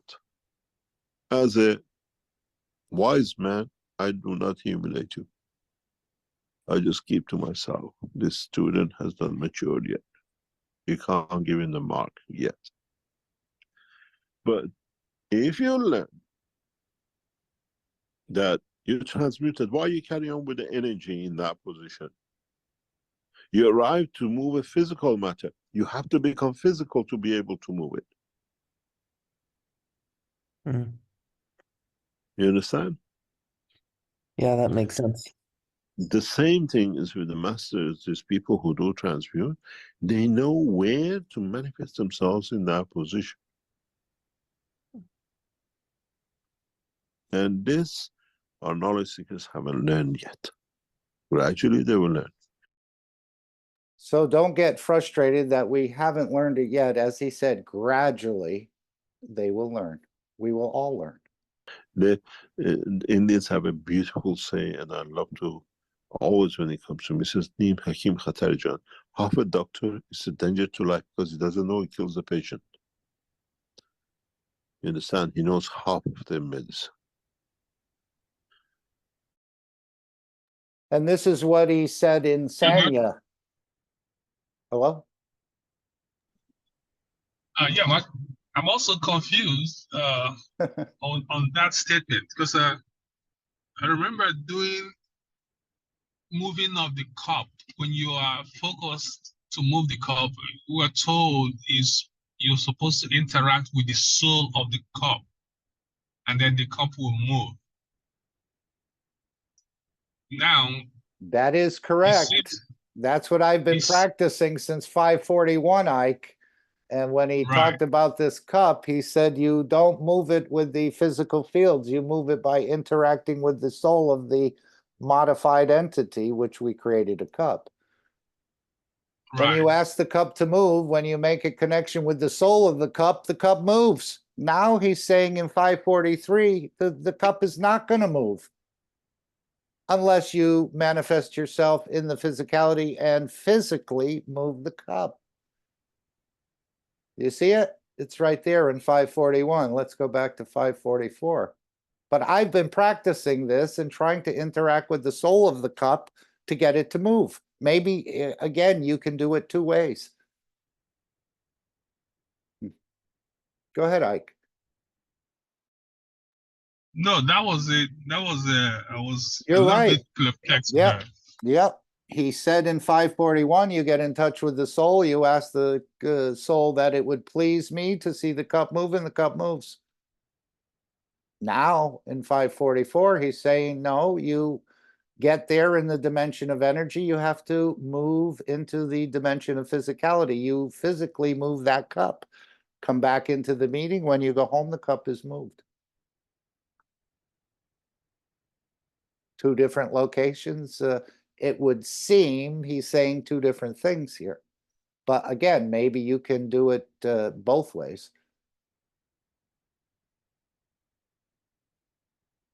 And it's what knowledge last Friday session was partially about this. If you feel good to see the light, and then I brought them back to physicality, took them back to the light, they feel the confidence they can move in this, then I ask them to move to the second light.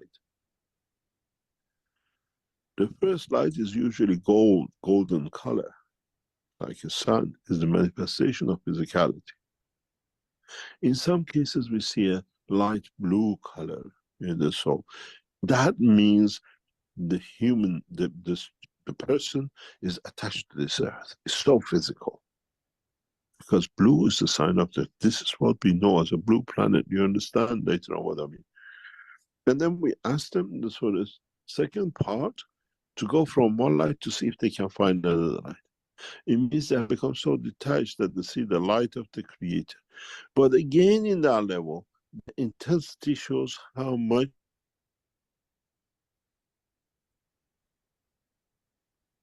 the further you are, the brighter the light. The closer you are as part, there is no interaction but one. There is no light.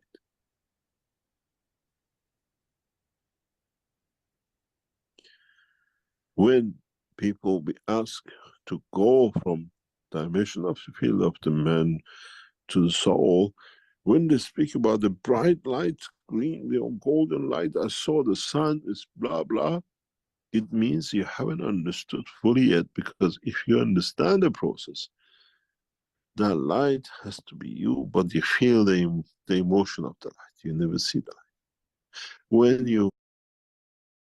So you see what he said here. He keeps asking us to see the light. That light has to be you, but you feel the emotion of the light. You never see the light. When we ask you to go to the next light and you say, I saw such a bright light, I see the Creator light. The further you are, the brighter it is, the more you are part of it. There is no interaction, because it's what we spoke with Azar, I think, a few minutes ago. When you bring the balance of the fields, you cannot be seen. How can you see the brightness? When you see nothing in that light, then you become part of the light. Then you come to feel the strength of the Creator.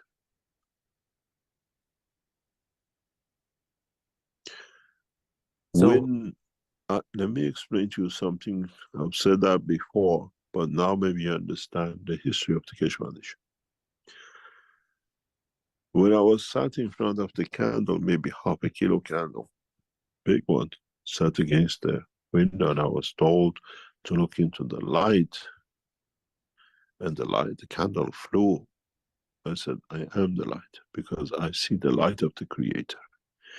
And that was the point where I abandoned physical life, in that point on the spot. And I accepted the mission.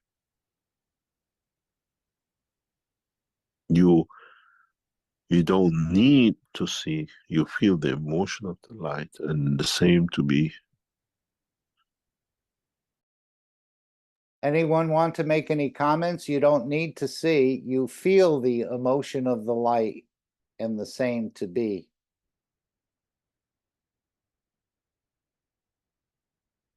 So this is what happened in previous sessions when he asked us to look for the light, but then he said it's not a physical light, otherwise you're still in the dimension of physicality. It's enlightenment in so many ways we were looking for. So if you're seeing lights, but again, he does say it should show as gold or blue or something else. Again, this is, maybe you're feeling the emotion of it. And this is where it comes. And all of us have that capability. And that's what I said many times. Feel the emotion of the light. You don't need to see the light.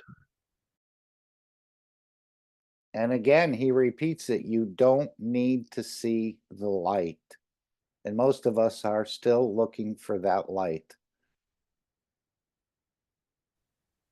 And if you look at the people who wrote, we asked people at the end of the last Friday session to write. If one wrote, she has a beautiful soul. In the first one, I saw the light. In the second one, I felt the light. Means I came in touch with the soul of the Creator.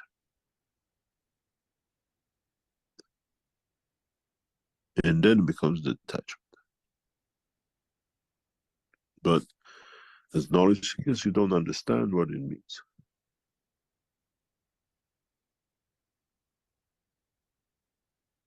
But as a man who understands the process, being through the process, is part of the process, explains where my students are, where your knowledge seekers sit.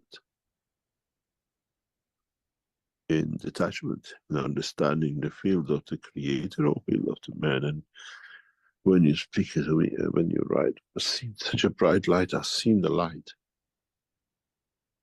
When you see the bright light, you're still confirming physicality. When you And there it is again. When you see the bright light, you still confirm your physicality. When you feel the light, you become part of the transmutation. So we're just trying to bring this kind of a fine point out, but he tells us to try and see the light. Is he not giving us the full picture? It's to feel the light, not so much see the light. Again, that physical light is in the dimension of physicality, as he says here.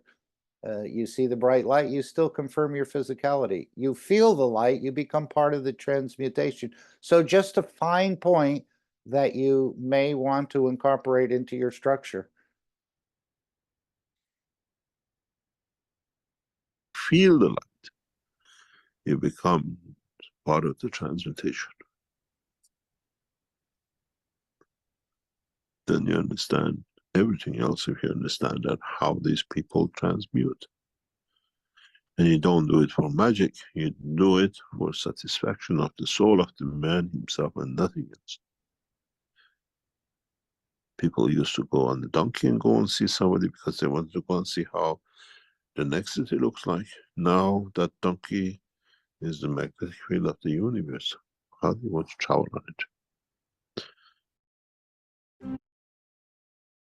Okay, that concludes that clip in so many ways. Let's bring up the second part because he goes more into it a little bit with Sasha, and I think it's very instructive for all of us.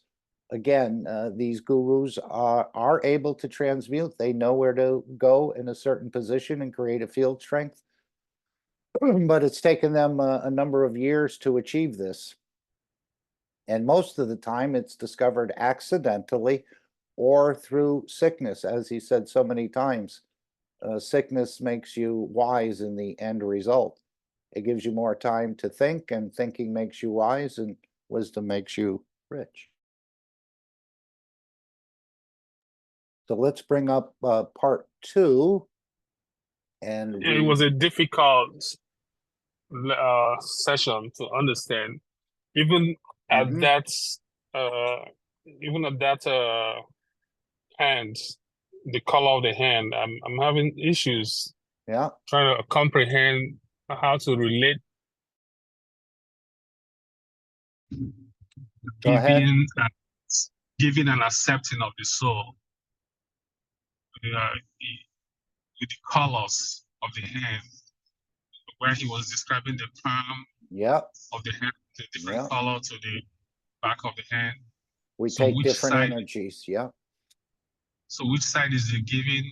Is it when it's pronounced? Does it mean the person is giving more or accepting? Or which side is the nano-coded side? So those are the things I needed to understand. It's all nano-coated. We know that, except the black skin is the preferable skin because it's really nano-coated. No, I'm talking about, okay, the skin is nano-coated.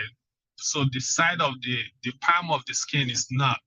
Mhm. So which side is the giving part? Is it the back of the hand or the palm?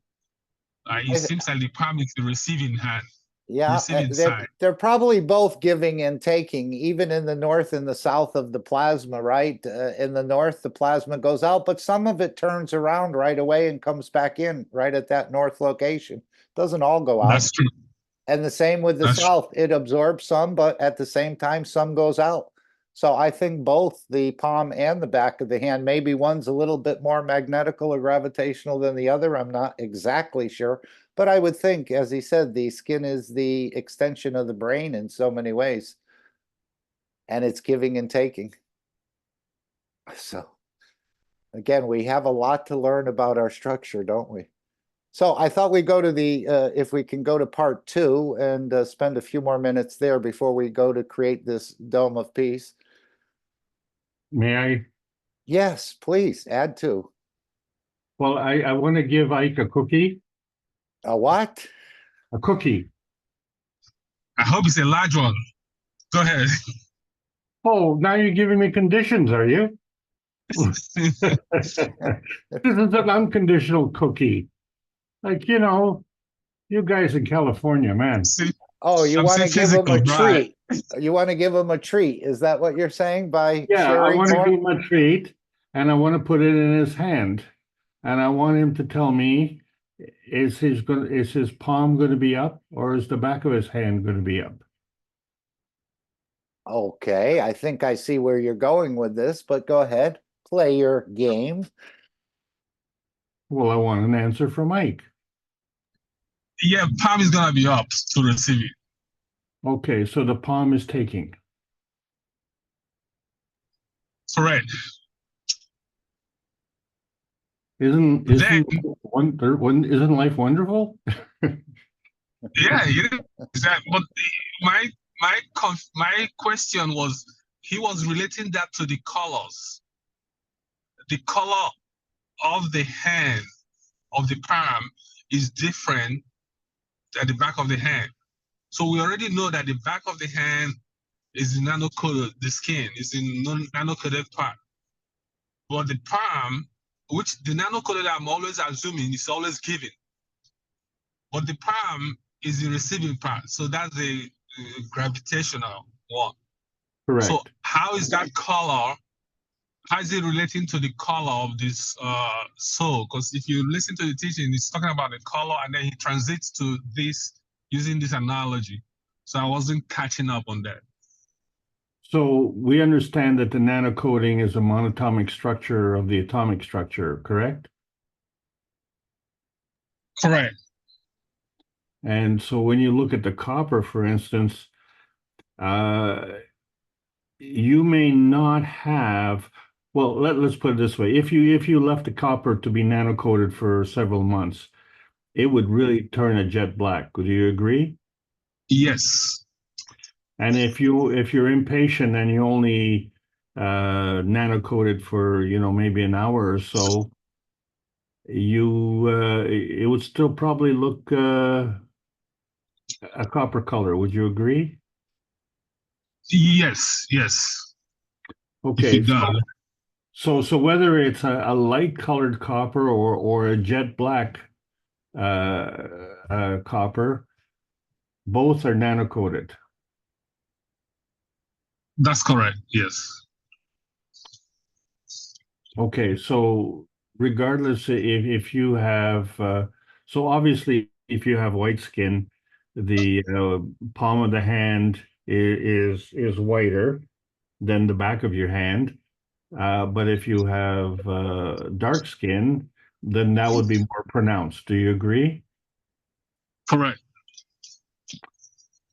Okay, so I think that's what it is to understand that in the duration of the nanocoating process, it involves a number of layers, and so the layers of the nanocoating, and it may actually have something to do with the position on the planet. So if we say that, you know, the initial race, the African race, was dark skinned, and then when they migrated to Europe, they became lighter, and when they migrated to the Far East, they became lighter but of a different shade.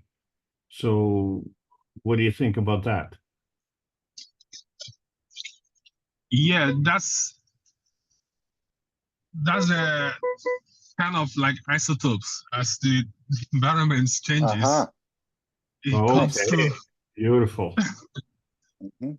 interesting. It is. Thanks, And Ike. both sides of the leaf are nano-coated, aren't they? Isn't this what he's saying? At different strengths, this what creates? And then we hear how the nano-coating being black, it absorbs all fields. Haven't we heard that before? That's why the appearance are black, because none of the fields escape unless you hit the center of one of these diamond structures, as I understand it. Thanks very much for bringing that up, Mark. Okay. So the point that I forgot to mention is that the nanocoating is the monatomic structure is magnetical because it has a smaller field, right? But as you say, all sides are nano-coated. So then what is the difference between the back of the hand and the front of the hand? It has to do with the gradient. And so when you have Yeah. that gradient, then you have the difference between the giving and the taking. Thanks, Mark. Anyone else want to make a comment about this? Again, we all have nano-coated skin, and it's an extension of the brain, which is just phenomenal. Understanding that this is part, so it should be quite easy if you can get the two energies, the soul of physicality and the soul of the man, to agree, and the skin will change. I do have to clarify, though. I'm going to give Ike the cookie with my hand, because if I give it to him with the back of the hand, then It'll fall off. that could be very hurtful. Okay, let's go to I know it's running a bit late and I don't want to impinge on Alex's time, but we have another video. Oops, sorry, that's not the one I'm looking for. I hope I have another one. Let's see here. Let's just bring this up. Okay, here we go. Let's bring this down a bit, and sorry about that.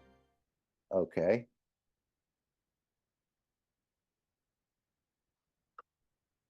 It goes into more detail about the gurus and so on. I would have a further question on this topic. Yep. Because there's two of you can ask two questions. Excellent.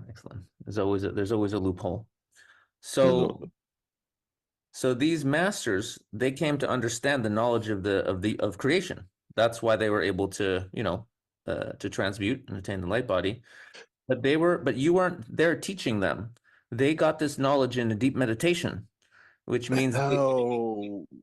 hang on. Let me finish. Yeah, carry on. Let me finish the question. I know. I'm glad you're excited too. No, I'm not excited. I should answer you, but let's see. Well, let me do the question, and then I'm really curious for the answer. Otherwise, we have half question gives probably half answer, right? Same as your doctor. Yeah.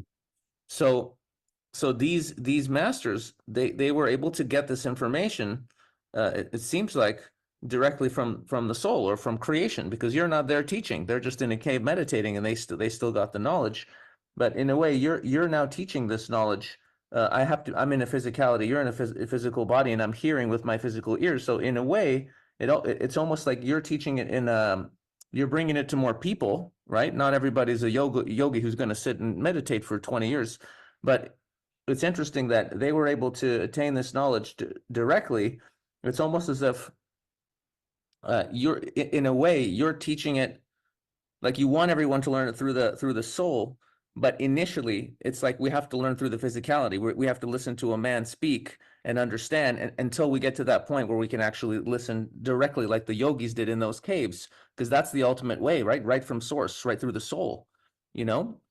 So it's really fascinating for me that they were able to Let achieve me, that without a teacher who no, knows exactly how to do it. They're just in a cave and they figured it out. no, Miracle. no. First of all, I explained to you something, but I'll tell you something in ahead of how we work and how they work. Past few days, I was one of the,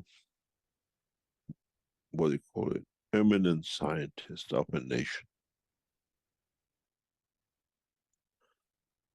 And we went through, and I was showing you, it was just exchange of knowledge, nothing else. I was showing him the systems which you never seen in Keshe Foundation. We don't bring it in public, but unless elite scientists, world scientists come, because that's where we are heading with, we put these things on the table. And a couple of other, what do you call it, another knowledge seeker was with me when this process was happening. And he said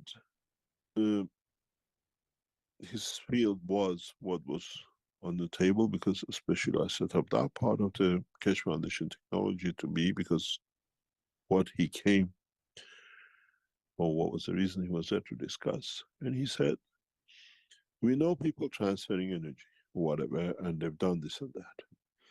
But, and this has been my dream, he said, but you have managed to create systems which does show and works through the system to do what others we thought they knew, because we knew people can do this. But it's a system. I said to him, now is a technology. When is a myth? When is somebody could do, or one person can do, and others can't repeat it? We call it intent. But in fact, is in reality understanding the process of creation. And it's become a technology because you understand it, you can replicate it. We are, it says Keshe Technology. KesheTechnology.com. We deliver knowledge of creation as a technology that everybody can do. And regarding your guy in the cave, it's very simple. Most of these people went through, taught themselves by accident or by illness. Majority of them, if you speak or you know about the history of their life, they gone through a point of maybe through illness, a point of death that the soul expanded, and they learned about it. They remembered it. And they repeated it. It's not any different than when I tell you, when you die, the magnetic field of the physicality lowers down, the field strength changes, so the soul can expand. And you leave the body, because the field cannot hold. And it's the same with all these people you call masters. They're not the only one. You find many, many, many children get to that point. And if I tell you how, you might be one of them yourselves. Children in a young age, up to about 4 or 5, between 2 and 5, in that bracket, if they get sick with a high temperature, we're talking about 40, 41 degrees. where the body goes through a collapse, high temperature, and what we call, people say they hallucinate. It comes to the point that the body temperature goes up, which interacts with the field of solar physicality with the rest of it, and in balancing each other allows the soul to expand. And children, while they're in the arm of the mother, they ask for their mom. And the mother says, I'm here. They can't hear. Says, I want mom. You hear them. But they say, mother holding the child says, mom is here. I've seen this a few times, but scientifically can understand it. And in that point, if the child learns to expansion of the soul, then it brings more closeness to the mother. When you bring temperature, that child become abuser.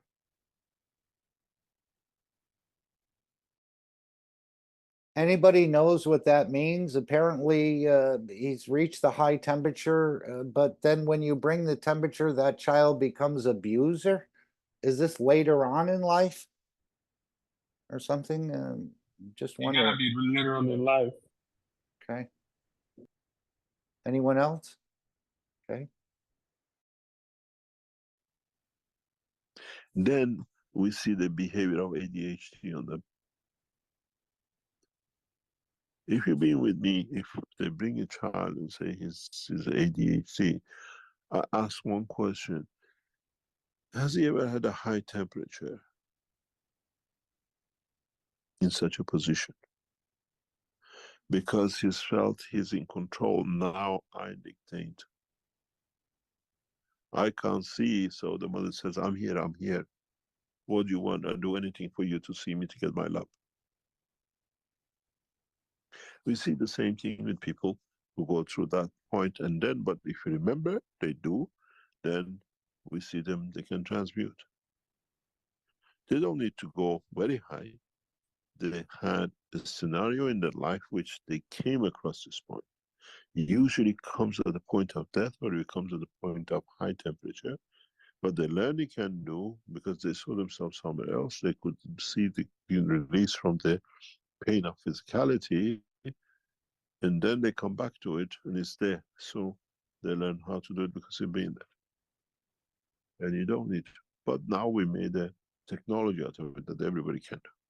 You don't need to go through the death point, you don't need to go through a pain, you don't need to go through high temperature. And this comes from the magnetic field of the body of the man reducing and understanding how it works.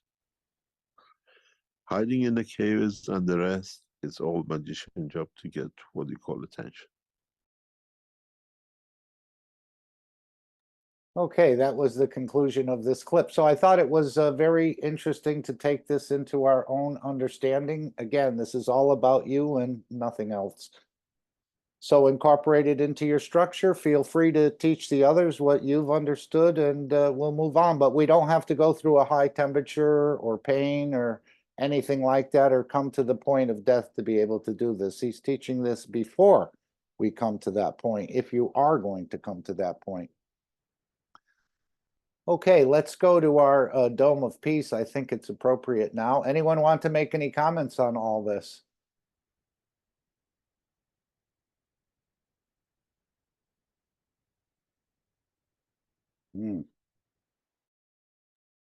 Okay, this is the first step in the Dome of Peace, is creating GAN's waters and releasing them into the environment to bring balance. And the Chinese have been doing this for a decade or longer. We're just starting to do this here.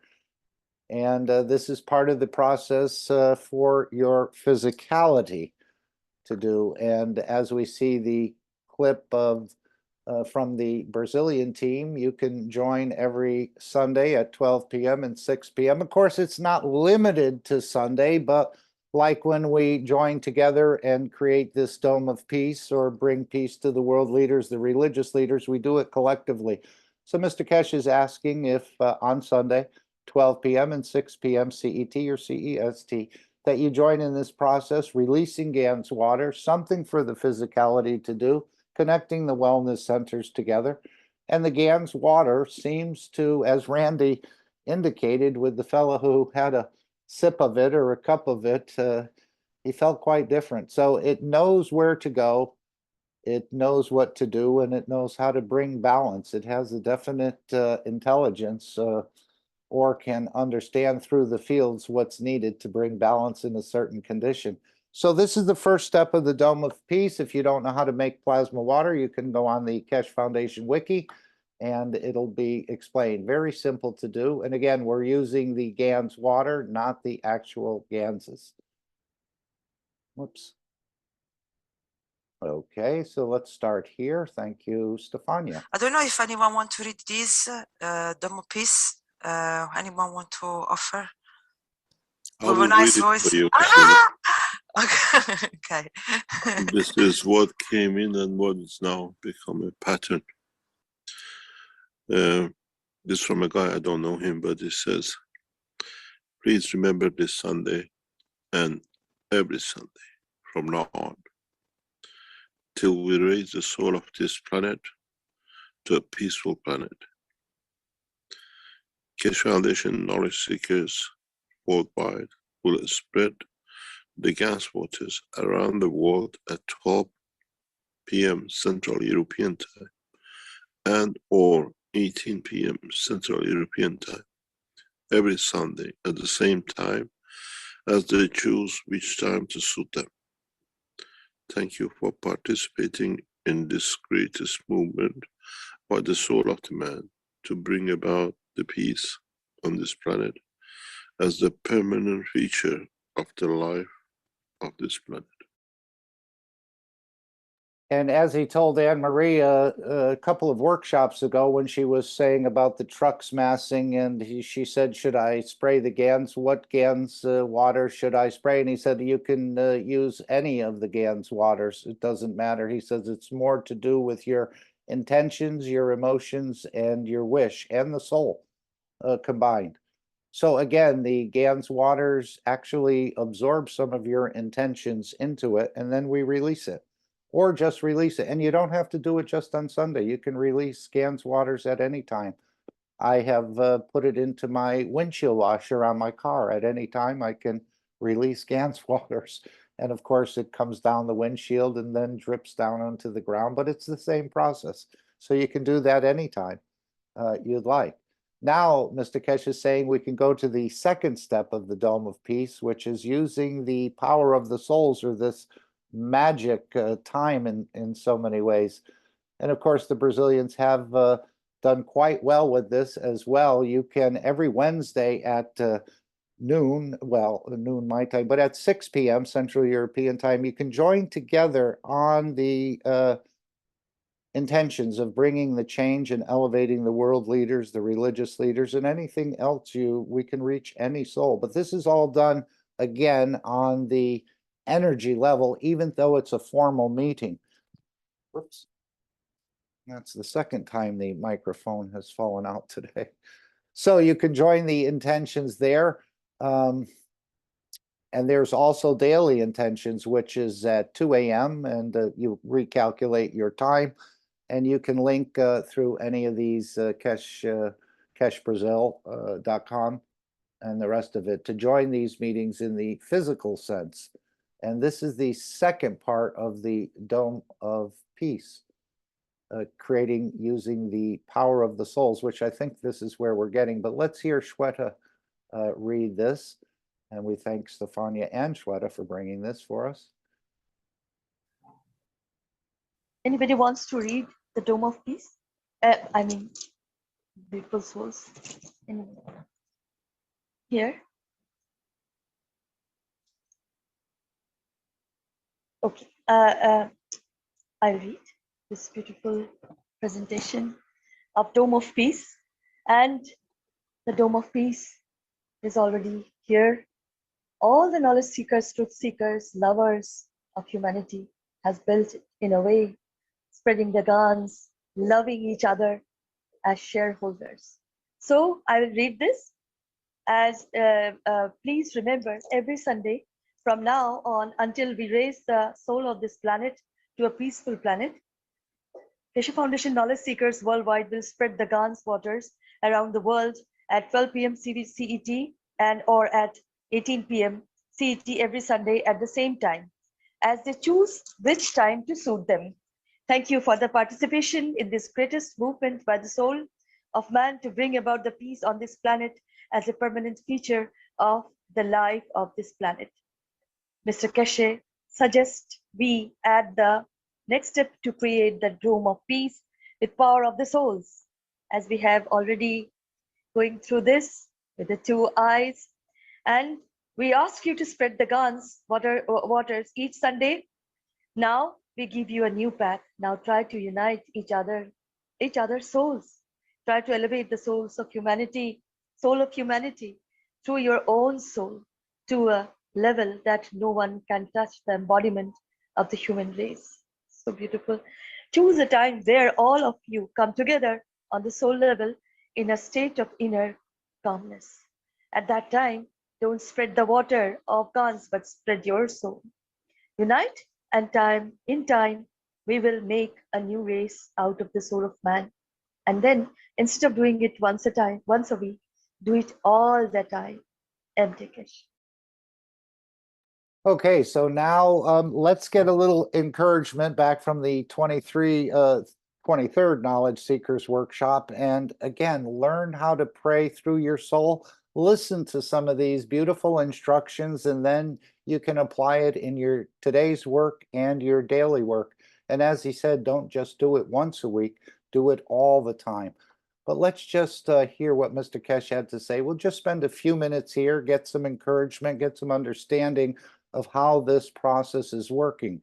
Again, this is back over 10 years ago, I think, and we're still in the same understanding. I think most of us missed it, but and that seems to be normal for a lot of these teachings. The more we understand, the more we go back, and the understanding becomes more fulfilled in a way, or more complete.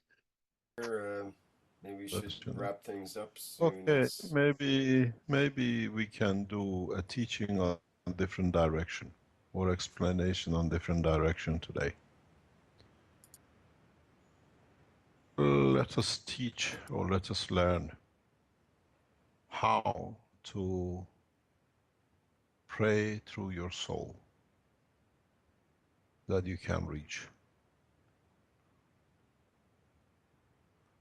Let us learn how we can give through our souls, that we can elevate other souls to the level that we are in, or without prejudice, allowing their souls to elevate above our soul, without the fear that there'll be anything, we'll be short of anything.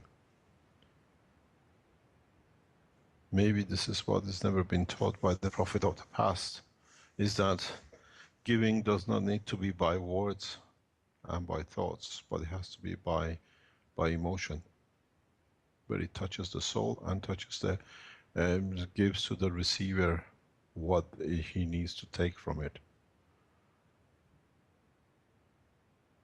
Maybe is the way to understand, by giving we don't lose anything, and by giving we don't become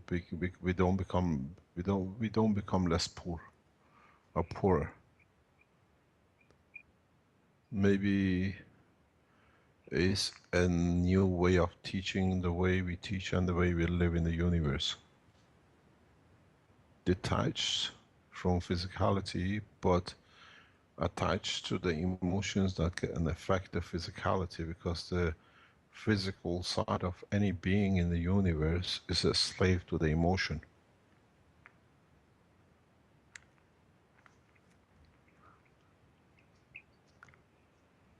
Maybe it's time to start a new way of looking and how to share not only the knowledge but the emotions in the true sense, or allowing access to the soul. This is where you can open your soul to any soul to receive what they need, At the same time, you find out you receive what the soul needs to give. So at the same time as you're a teacher, you become a student. At the same time as you're a nourisher, you get nourished.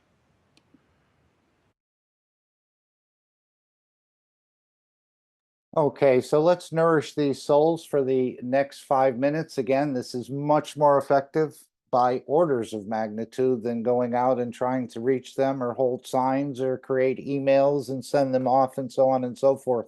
We can directly interact through this magic process, through this mother connection of the soul of the creator, which is in all embedded in everything. So this is our connection. Again, we're not force feeding these individuals. But we're making the fields available that when the soul decides to pick up the fields, they're there. I don't think you have to expand your soul on this practice, but it's just a matter of giving from the soul in so many ways. So let's take 5 minutes of silence.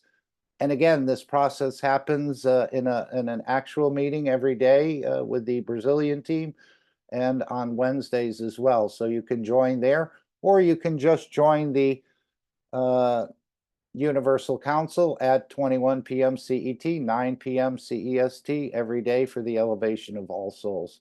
So you have a number of options to do this work, but again, he's not asking you to make a reactor or to build anything, but just to use your own fields, your own structure to bring about the change, and we can open our soul to any soul. So let's take 5 minutes and just go through this process. It doesn't take a lot of work. It doesn't take a lot of energy.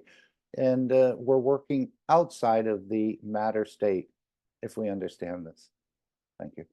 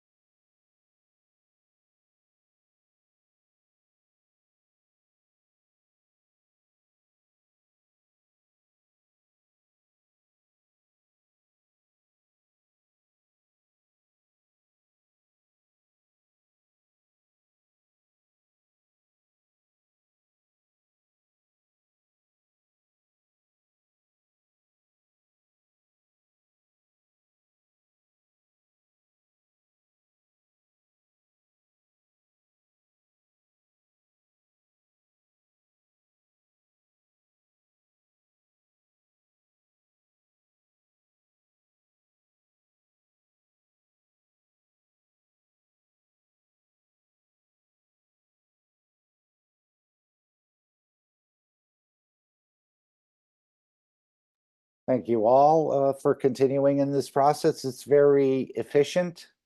It's very easy to do. And as he said, don't do it once a time, do it all the time if you can.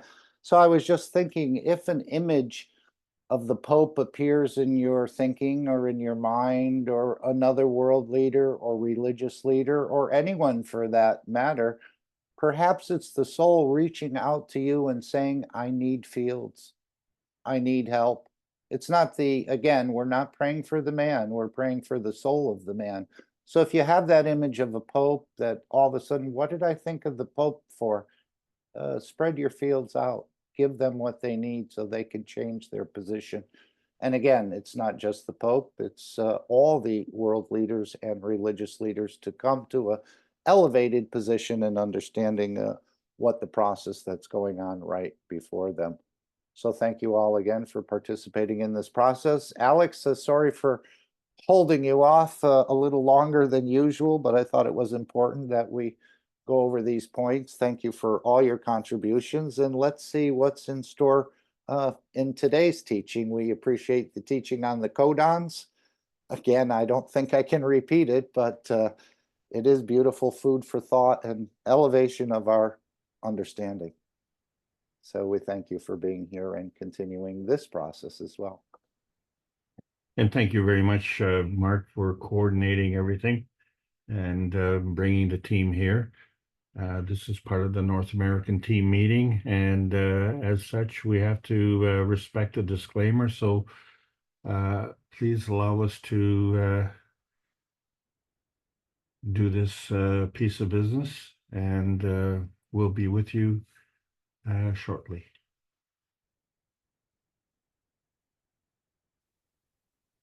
Disclaimer. The information and education material contained herein is meant to promote the general understanding and dialogue of GAN's processing.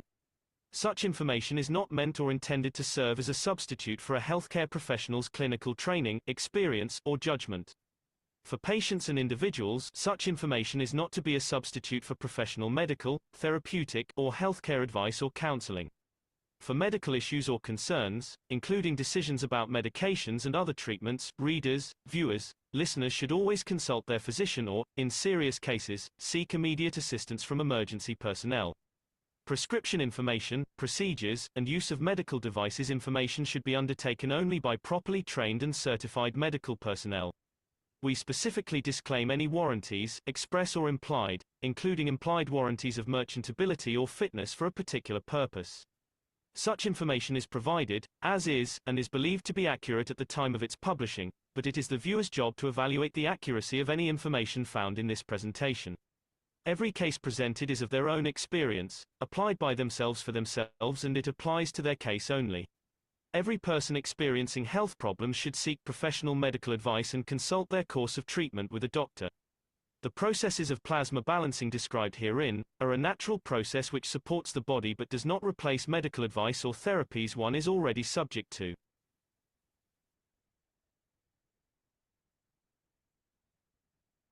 Thank you very much, ladies and gentlemen. Welcome. It's another beautiful Sunday afternoon in the universe. And this is part of the American Knowledge Team meeting, which actually includes Canada and Mexico. But the Americas includes South America as well. And also we are represented, thankfully, by many others from the other continents around the world. So thank you all for being here. This is a very important time because we're in the post-Sanya conference era, where we have found gold in them Dar Hills, and we're trying to explain the science of the Keshe Foundation so that new knowledge seekers can join us without having to go through the thousands and thousands of hours of teaching and be dismayed by the mountain of knowledge that they have to acquire. Let's understand that this is all part and parcel of our inherent being. This Keshe Foundation Spaceship Institute teachings on plasma science We are in the intermediate transition stage of these sessions. Today, we're going to talk again about the Eagle's Gift. My name is Alexander. I am from Canada. It is June the 30th, 2024. This is the Keshe Foundation North America Plasma Education Series. So we have continued our intermediate classes. And as you can see, there's a diary of all the sessions that we've been trying to go through over the years. And in this intermediate transition series, we've been discussing the y-axis polarity and what it means. And we're trying to throw a little light on our perspective, the North Pole. Last week we talked about quarks, and today we're going to talk about the Eagle's Gift. Because we're all on the hesitancy highway, and of course that is the lowest energy state. And so to make it easier for us, because life is hard, we have to get up on the horse. Well, the question is, can you pick the winning horse? And what does it mean to be a winner? Because this could lead to conflict. And of course, when you have conflict, there is often an unpleasant climax. So we do have to talk about some unpleasant things sometimes. In Understanding the Plasma Science by Marin Tabakoli Keshe, as he's put forward in the first three books, book number 1, The Universal Order of Creation of Matter.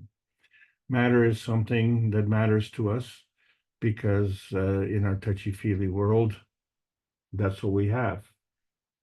But our touchy and feely sometimes means more than just the physicality. And in order to understand that better, there's book number 2, The Structure of the Light. And if you've ever tried to build something and you find that the light is not part of the building blocks that you use, is it? Because the light seems to be very transparent. And then, of course, there's book number 3, The Origin of the Universe. And shouldn't that be book number 1? But interestingly enough, where you have the one and it creates 2, and one of those 2 is our little tiny perfect world, man's universe. Well, isn't that interesting? And so that becomes our one planet. And as such, one planet, we're all here as one nation, one race for justice and world peace, because that's how this planet needs to operate. And we've been trying to do that for 332 weeks in a row, as hosted by Rick Crammond and the members of the Universal Council. And we will continue to do that, because when those responsible abdicate the responsibility, someone has to take over. Otherwise, we'll never get on this plasma highway, because how far are we? Pull out the roadmap and see.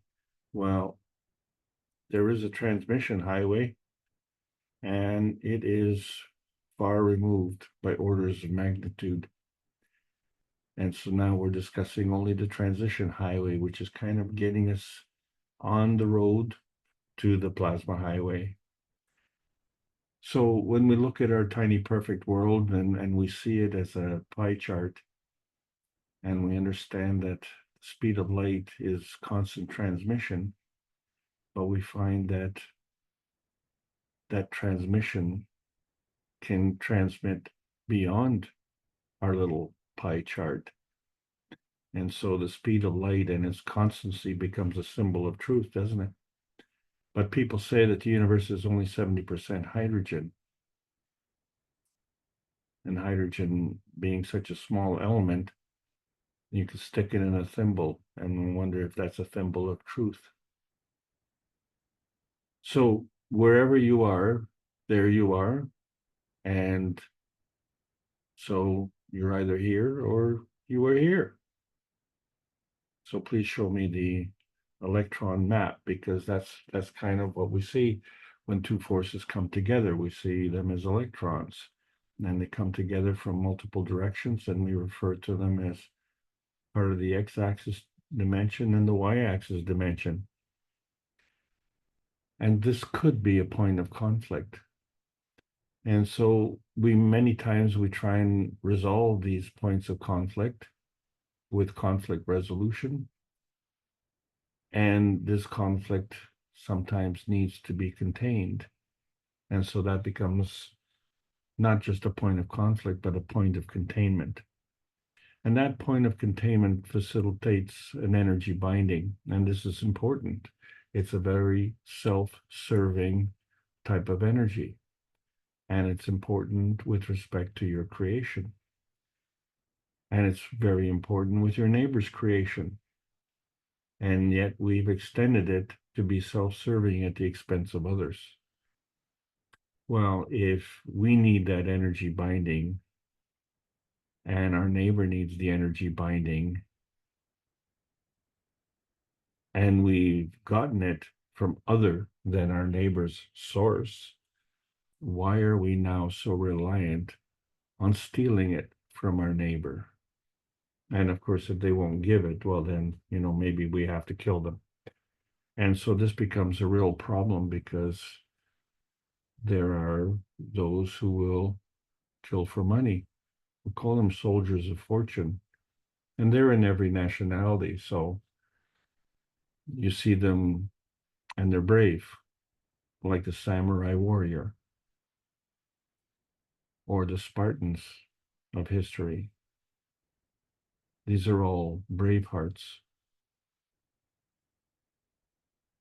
And the thing about the brave hearts is, as we know about the heart, it's very emotional. And as such, it affects what we call louche. A louche is governed by the law of detachment, but when we fail to obey that law, we involve ourselves in fear and greed. And also, we constantly are seeking ego validation. And then, of course, some of us have problems where we leak extensively. We seem to be not able to contain our louche and just kind of leak all over the place like a broken bag of milk. And yet there are others who steal, and we call that louche harvesting. And by extension, it becomes part of the physical feeding system. And the vast majority of us on this planet are involved in this physical feeding system. So we partake in the food chain. And some of us become part of the food chain in other ways, because historically speaking, we have this eternal war at the expense of others. And when we say war, I mean war, the kind of war that is very disruptive. So if we understand that the plasma manifestation precedes the physical manifestation, then we have to look at the physical manifestation may manifest differently in different people, although the plasmatic manifestation is the same. So something is different. And this physical manifestation may be something like simple as obesity, blood pressure, or cancer.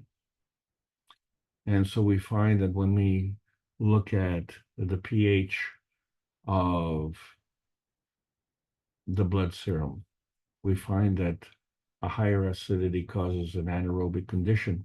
A higher acidity causes a DNA expansion. It also causes ATP, adenosine triphosphate, reduction. And of course, it causes cellular communication disruption. But there are other disruptions, and that's the point.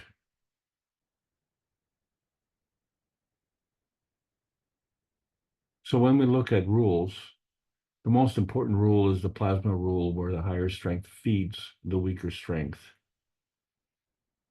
But most of those who are into energy binding and stealing from others believe in the rule where the higher strength eats the weaker strength. So either way, this could be a point of conflict. And the question then becomes is, well, how do we resolve this conflict? So there's many ways, of course. And when we talk about energy, there's a negative charge principle where the negative gives and the positive takes. And so when the giving and the taking is from oneself, then that energy is binding. And as I said, that's essential if you want to create your own energy field. But to endure, energy has to be flowing, where the giving is to others and the taking is from others. So we have a choice here where the energy can be flowing or it can be binding. And it's not limited to one or the other, but concurrently. It's just how transmission works. And so when we discuss terminology and the basics, we found that the rotation is part of the transmission and the polarity is part of the transition. And so collectively they create a field strength, which we call the transmutation. But now as we delve deeper, we find that the transmission itself has 3 dimensions. And so we discuss the x-axis transition dimension because you can transit from one transmission dimension to another transmission dimension. And as we said, we are in the intermediate transition session. Interestingly, the y-axis also can do a transmission, and it has to go through a transition dimension. So this becomes part of the medium. And all of us who've ever used a telephone, we know that the telephone is the medium, and then we can communicate. And that was done with wire. And most of us are hooked up on the internet, and the company here refers to the old technology as copper.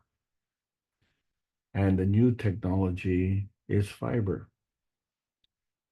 And so the old technology is through copper wire, and the new technology is through fiber optic cable. But either way, it's still a cable, even though what they call Wi-Fi, which is wireless communication. And so that becomes the transmission dimension, and that becomes the medium. But that's not the message. So as you use the cell phone, you convey that message over the medium. And so this is the energy of the universe and how it moves. So when we look at the creation of the universe and we see that it exists from energy, and so this energy has to move, and it's always moving. So it's always positive energy, isn't it? You're always giving. So, it's when you're talking on the cell phone, you're communicating, you're giving your energy as part of the message. And so the energy is a charge in motion. So, when you talk on the cell phone, you're giving. And when someone else talks back to you, well, you're receiving. So we see that all things are working in combination. So when we look at the structure of light, and we see now our internet communication has graduated from copper to fiber and is actually using the light as the medium. Isn't that interesting? But it's still in the physicality. But we see that the light can come from various sources. Say, for instance, it can come from the sun, which is the primary source that we're concerned about. And that light can be quite bright on a sunny day, and it's highly visible, but there's also another light that is emitted from the earth. And so the interaction of that light with the interaction from the solar light creates a mag-grav condition, an interaction. And when we understand that the gravitational aspect of the sun and the gravitational aspect of the earth are only two dimensions, we find that the origin of the universe transmits another magnetical field. And so the convergence of those three give us the hydrogen. And in its gravitational form, it has a fingerprint, and that fingerprint is constructed of light, and that light is physical, and it's unique. So the structure of the hydrogen spectrum is basically a combination of three elements that come together as they do in the mag-grav condition, as we saw in the cover of book number 1, where you have the matter, dark matter, and antimatter. So as this energy is converging, it comes in the form of an energy pack. But that energy pack has to be in some kind of containment. And so that is an energy parceling unit. And that energy is different, as is the variety of everything in this universe. And so the question is, how do we select and which one? Do we select it by direction? Since the energy is coming from all over the place, then in our field, we can accept the energy from all over the place. So it's not just the x-axis or the y-axis. And since the energy is different, then we can also absorb it or capture it in different strengths. And so this becomes a selection process of the principal matter. And as we said, with the sun and the earth, there's a principal interaction then. So the energy is in motion. We say it's in a two-way street. So therefore, there has to be a two-way transmission and, of course, a two-way transition as well. So the sun has a containment and also has an interaction with the earth. And the earth has a containment and an interaction with the sun. But when we look at the principal energy flow around the earth, we find that that energy is in the blue section. That's why we call it the blue planet. It is the water planet. This becomes a very important characteristic. So when we look at this interaction, it's not just an interaction of the equatorial versus the polar interaction, but it brings together other energies. And so we create this energy parceling unit, which we call water, which is the universal solvent on this planet. And it's comprised, of course, of hydrogen and oxygen. And so we say the hydrogen is magnetical and the oxygen is gravitational, but when you look at the difference in terms of mass, the hydrogen is a 1 and the oxygen is an 8. Even though there are 2 hydrogens, now that makes it 2 versus 8. It's not very symmetrical, yet the water molecule is round. And also it becomes a balanced mag-grav condition. So we're not taking enough into account when we look at how this energy parceling unit is constructed. And then furthermore, we can shear one of these electrons off, and because it's a positive energy, it can go somewhere, we don't know where. And so what does that leave behind? Well, it leaves behind a negative field. And we only have the 1 hydrogen and the 1 oxygen And so that forms a hydroxyl. And now it's looking for a partner. And in the process of doing that, so both are looking for a partner. And so this amalgamation of energies comes together in a crossover or a deflection or a twisting. And when we talk about a twisting, we talk about a coiling, and that coiling can be tightened or loosened, and it can create a tunnel. And so these are all forms of energy packs. And as we said, they're always in motion. And so when we look at the relationship of sugar as a main energy for us, and we see the crystalline structure, we see a hexagonal formation and a pentagonal formation. So the first one is gravitational, the second one is magnetical. And then when we look at the two and we see all similar components, so the only difference really is in the crystalline structure. And that difference in crystalline structure allows this twisting susceptibility. And so this twisting creates this rotation. And of course, once one gets filled and the other one gets empty, then it has to flip back to get filled again, and then can give and get empty again. And so there's a constant flipping. So we see on the outside, we see fields of motion. We see energy pathways. But within the pole, we see energy flow from the North Pole to the South Pole and from the South Pole to the North Pole. So when we look at the polar point of view, we see the two-way street. One way is up and one way is down. But when we say up and when we say down, if you're standing on the surface of the earth, well, we know which way is up and which way is down. But when you're in the earth, how do you know which way is up? And does it really matter? If you're in the matter state, it does matter.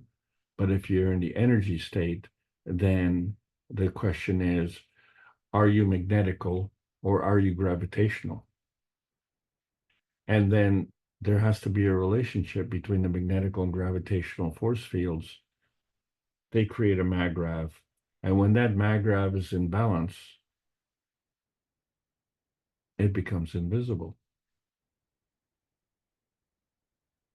So if it is not perfectly in balance, then it becomes visible. And so that relationship we can talk about scientifically, because we have the balance effects through the conservation of magnetic fields and the conservation of energy. And if we look at the spiritual community and we see the relationship between the spirit and the soul, where the spirit is the motor of the soul. And the reason for that, of course, is because there's a lot of energy in that rotating field, isn't there? And that's how we operate on this planet, isn't it? But the plasma science adds to this knowledge, because not only does it amalgamate the scientific and the spiritual communities, but it also explains how energy moves. And so there are rules. And those rules we call laws. And one of the laws is the conservation of energy that we just said. So energy can neither be created nor destroyed. It can only be converted from one form of energy to another. And so that lends itself to a formula, and the formula is in balance. So on the one side, there's a relationship between the kinetic and potential energy. And on the other side, there's a similar relationship, but this is the final kinetic and potential energy. And so as these values change, the equation remains the same. The equation remains constant. And so the obvious thing is, how do we contain that energy within our physicality, ignoring the fact that there are other dimensions? So when we just look at our physicality and we see on the pH scale, it reflects the pH of strength, actually, where on the higher pH it's strong and the lower pH it's weak. So the stronger pH has an initial potential energy, therefore it's gravitational, and the weak has a final potential energy, and therefore it's very simple. And all the other energies in between are varied depending on their susceptibility. So we haven't discussed on how to account for that. We're just looking for how we have sequences. So there's a sequence of attraction, we call it gravitational feedback, and there's a sequence of repulsion, which we call magnetical feeding. And the two work together, and we have to make choices. Yes, we are the last man standing. We have to make the choices. This is not something that we can delegate or pawn off. We have the capability of turning on and turning off the feeding. We have the capability of increasing and decreasing the field strength. It's just a normal extension. Then we can enhance and diminish our positioning. And these are all the rules. We've talked about rules. The stronger feeds the weaker. So in that process, something is feeding, and in that process, there has to be a capture, a taking. And so we find that the x-axis transition, and we say it's perpendicular to the ground. Well, the y-axis transition is elevated above the ground. And so the question then becomes, is which ground? And then how does it move?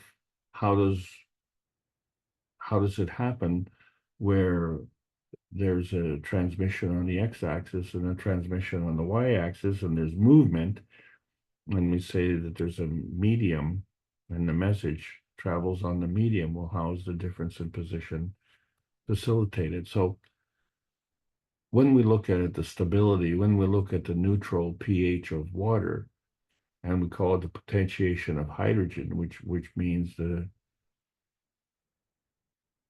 release of the hydrogen. But if we release the hydrogen, well, of course, we have to release the oxygen, because the oxygen is also a component of the water. So we could easily call that the potentiation of oxygen as well. And so when we look at the various pH levels, we find that the pH splits up into acid and alkaline. And that pH is dictated by the constancy of the total value of the pH, which is 14. So if we look at the neutral pH of water and it's 7, how does 7 add up to 14? Well, you see that there are layers. There's a 7 acidic, and there's a 7 alkaline, and the two together total 14, and both are neutral. But when that water splits up, where you have one water that is acidic, then the water that's left behind becomes alkaline. And it's predetermined. If you choose 6, then you have to choose 8. 6 and 8 is 14. That's the rule. And so you think of the water splitting as a zipper. The farther you deviate from the midpoint of 7, the wider the zipper goes. And you go down the various layers. So we started at 6 and created 8, but let's go to 5, and then we create 9, and then let's go to 4, and then we create 10. And so we find that as we navigate through these layers, this is all part of the y-axis transition. But what we don't really know is how this x-axis dimension is moving. How do you move from one pH to another pH? And we still avoid talking about that because we're just trying to understand this transition. Because with this transition, there are peaks and valleys. And so if we look at the peak on one end and the valley of the other end, we have to understand that they have to correspond. So if you create a peak on one end, you have to create a peak on the other end. So 4 and 10 are 14. And then if you create a valley on one end, you create a valley on the other end. So it's 5 and 9 is 14. But 5 is not always a valley. Sometimes it's a peak. And so you will have this y-axis transition of a pumping action going up and down, up and down. It's kind of the way life seems to be. It isn't just rotating around the x-axis. It also has this y-axis, which is a dimension by polarity. And so everything is rotating around that, and we see this perpendicularity between the y-axis and the x-axis. And in the perfection, they are not visible to each other, and yet they work together. And the reason they work together is because they are not always perpendicular. So as we're looking for outer space and then we continue our search, we find sometimes we're just poking around on the plasma highway to our little pie in the sky, if you catch my point. And a famous scientist, Richard Feynman, talked about electron fixation. And so that was part of his groundbreaking research on quantum electrodynamics. This is a theory that describes the interaction between light and matter. So the light is the one thing and the matter is the other thing. And then another scientist, Yoshiro Nambu, put forward the theory of positrons. And he said there's no creation nor annihilation, only a change of directions of moving particles. And this motion is from the past to the future or from the future to the past. And in both cases, what we're talking about is the electron. So when we talked last week about quarks, we find that they were blue quarks that were up. I guess they were Democratic, and the red quarks that were up, and I guess they were Republicans, and they had a little debate. But then there's this third one, the greens, and they come together, and somehow they're always going up and down, and we don't know why. So when we look at the perspective of hydrogen, we see the impact that it has.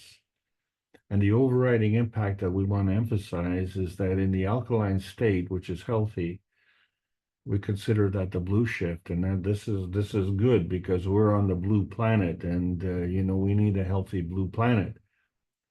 But the red shift is considered unhealthy and acidic, and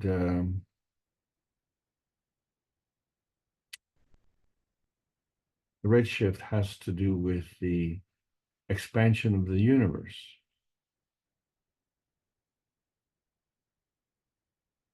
The divergence of the humanity, the separation of the humanity by color, by society, by country, by border, by economy, by force. And so we see, what does this mean with respect to the density range?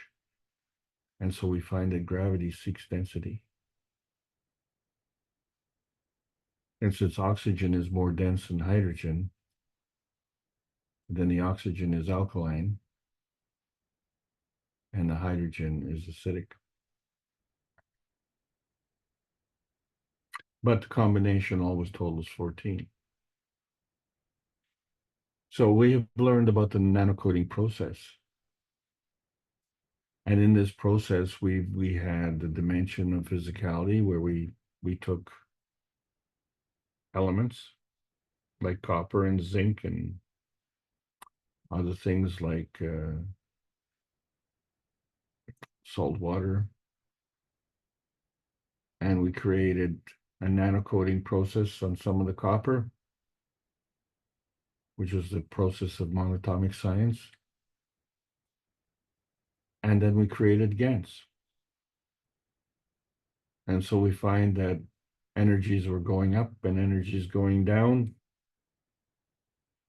and they were reflected of our emotional strength, even though we were looking at the physical manifestation. So we notice that the GANs on one side is white and the GANs on the other side is, shall we say, aquamarine. And so when we look at the cups of life, we find that we were able to create different gases, not just CO2 GANs, but calcium carbonate GANs, copper and zinc GANs. And then there was a different kind of GANs, a water GANs and an amino acid GANs. And of course, in the post-Sanya era, we now understand that there's gold GANs as well. So basically for us, we were looking at the emotional cup and the physical cup. Well, these are two different things. And yet, scientifically, the way they were produced were the same, but individual components were changed. And so those changes changed the environment, didn't they? And so when we look at the Earth and the periodic table of elements, we find that the Earth space is made up of a different range of elements.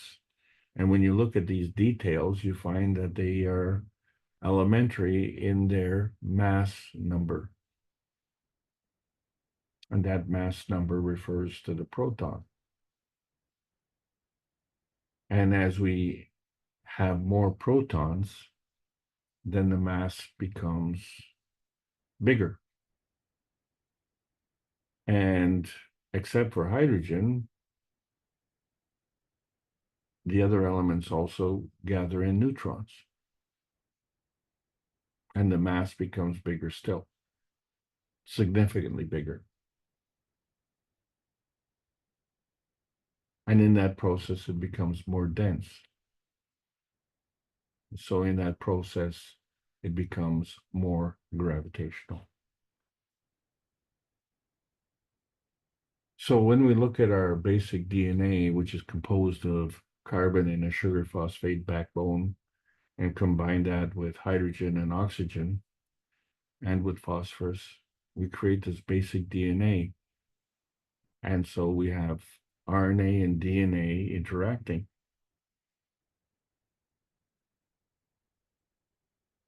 And so what we're talking about is engagement. And disengagement is the opposite of engagement, which is to say that undisengagement is impossible. So you either are engaged or you're not engaged.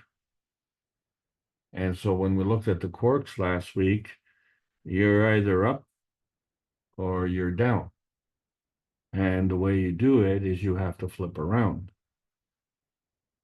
So when are you up and when are you down? So when we look at the basic codons and how they were constructed,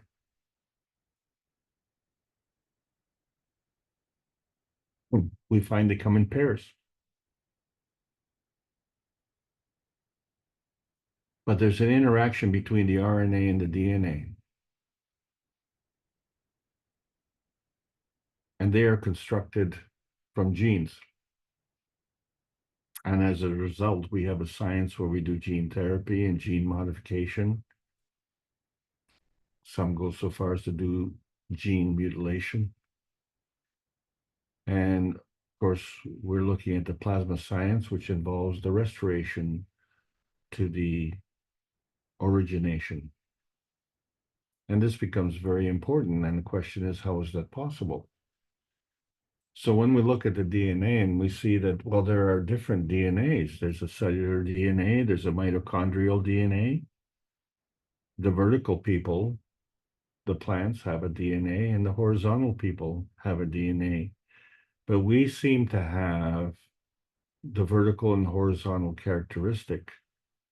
And so that may lead to some confusion, but we are regulated to the horizontal people DNA because even though we walk vertically, we sleep horizontally. And in that process, that allows us to do certain things. And that allows us to do a transition to connect with the RNA. And the RNA facilitates this transcription of our unconsciousness, which is based in karma, which is carry forward. But now we've come to a process where we have a transgenerational karma as well. And this karma is grounding to this earth space. And this grounding is through the blood. And so blood becomes the link in man's history. And of course, man's history involves bloodletting, and the bloodletting involves war. So when we talk about exsanguination, this is death caused by the loss of blood. And depending on the health of the individual,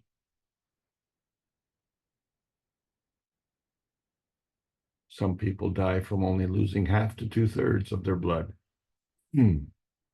What a relief.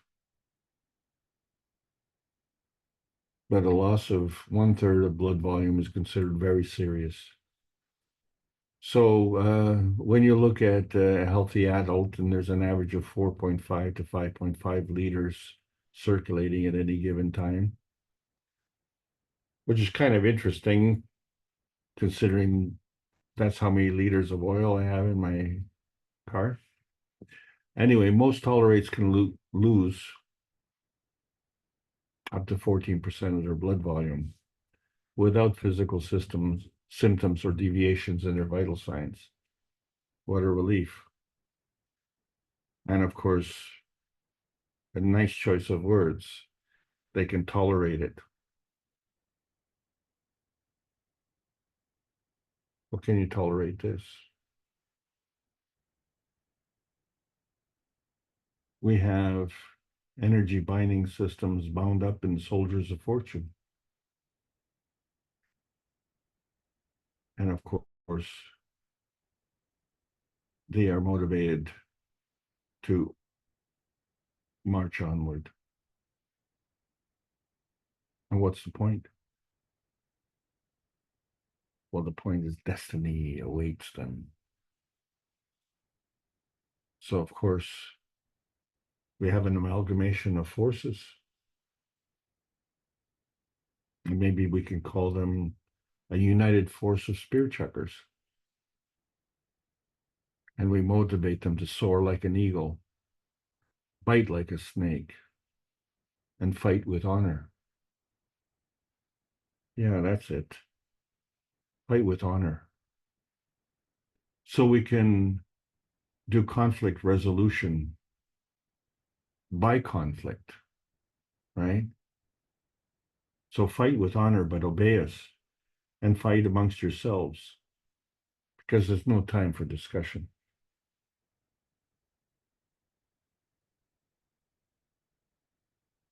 Well, it's my turn. It's my courage, not your courage. It's my honor, not your honor. It's my right, not your right.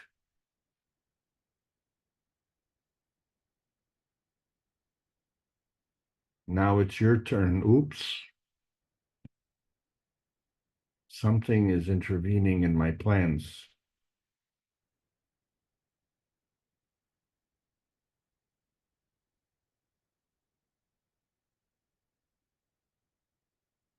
Uh-oh. Hey, where's your spear?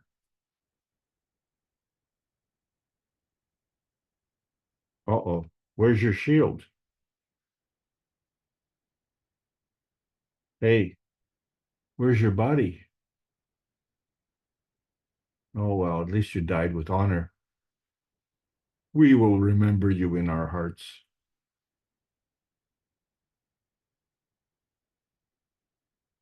So we can say that there's a perpendicular separation, just like when we go to sleep, isn't it? We walk vertically and we sleep horizontally. So from an emotional perspective, there's a physical climax when we are a fallen warrior. But that fallen warrior has unresolved emotions because that fallen warrior is marching onward to soar like an eagle and bite like a snake, to fight with honor. So what really happens is there's warrior separation. From an emotional perspective, there's an unresolved emotion. And that becomes part of the karma, the emotional carry forward. And so what falls in the horizontal position, of course, is the physical climax. And so the emotional carry forward becomes part of the feeding system. And the eagle will consume you.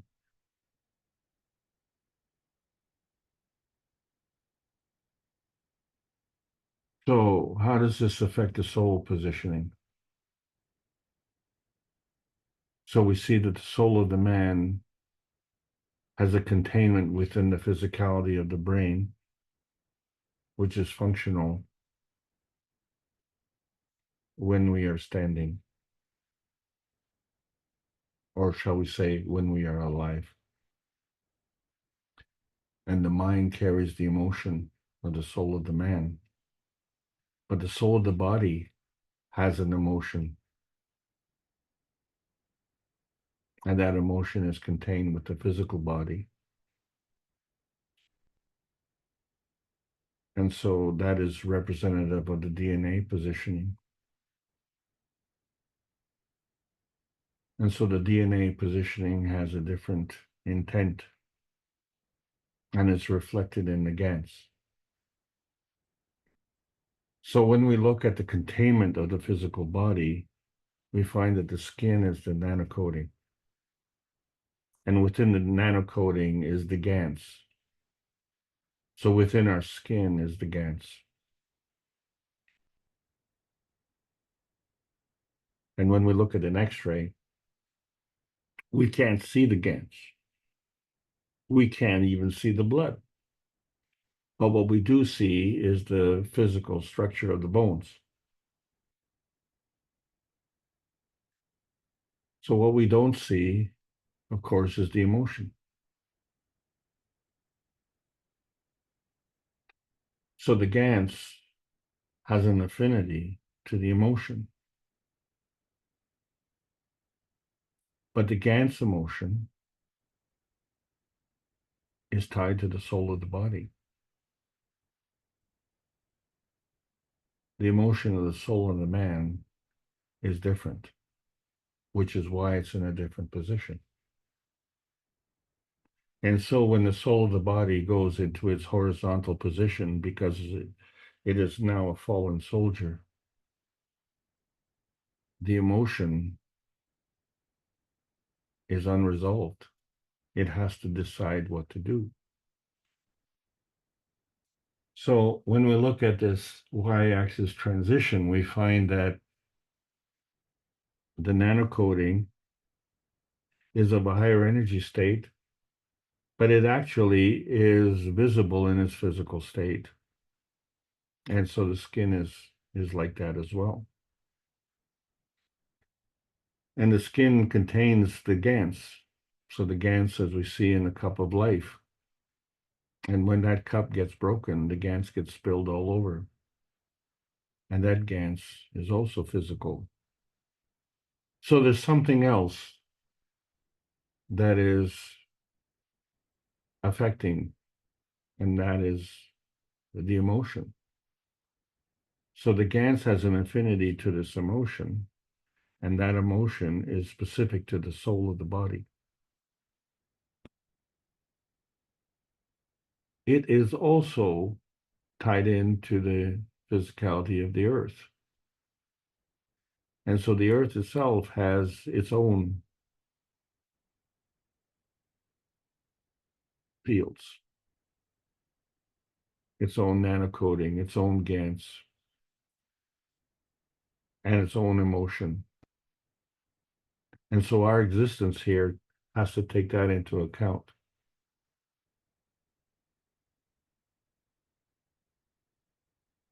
But we see that things go up and down.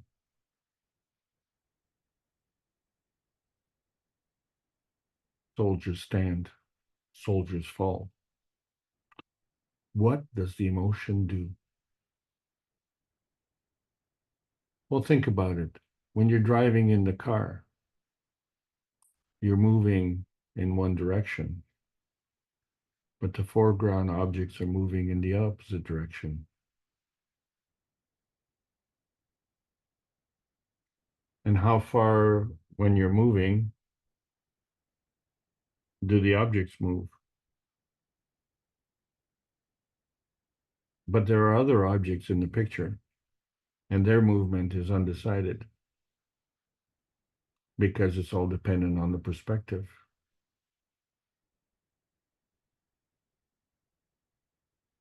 Because you can change the foreground movement by changing the car movement. So the balance of power sits elsewhere. So when we're looking at this pH of perspective, we see that there's a source and there's a destination. So the source, being gravitational, is part of the blue shift frequency, and the destination, being magnetical, becomes part of the red shift frequency.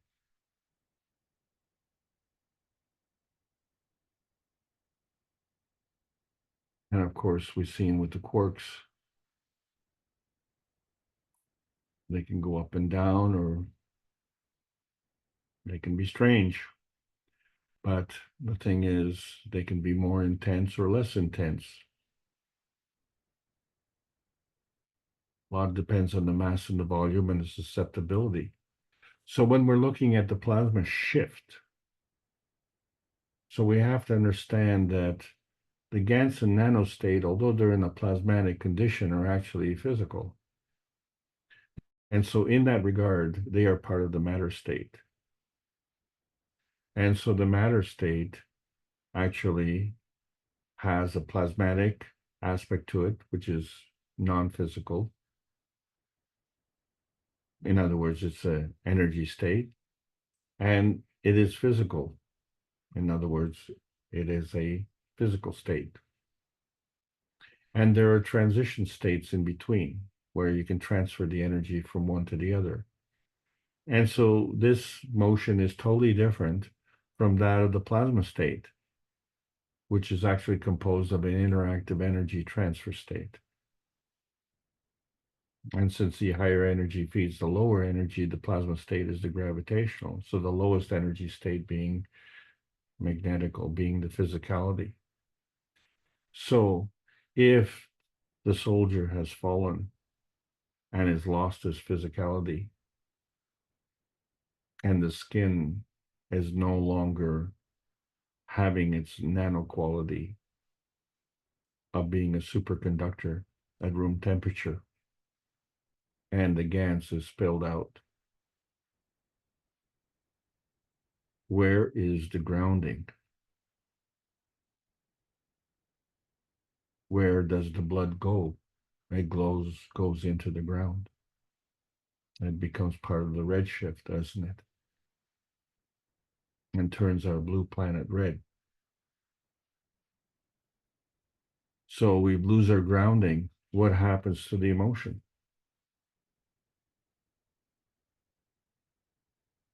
And this becomes very important because we need oxygen. And it's through the oxygen-rich blood that we exist on this planet. So the oxygen itself is a gravitational confirmation of life on this planet. So if we look at life on this planet and how it feeds back, and we summarize it as things to do with sound, light, heat, pressure, luster, superficiality, a containment within various laminar layers. And so we find that the x-axis transmission dimension goes through various transitions. But we have this dominance of this man-made range deviation. We see the conscious awareness overriding the unconscious awareness. But this y-axis transition dimension becomes exposed. So the oxygen-rich blood becomes the Earth space polar y-axis transition form artifact. The blood becomes the form artifact, often referred to as life.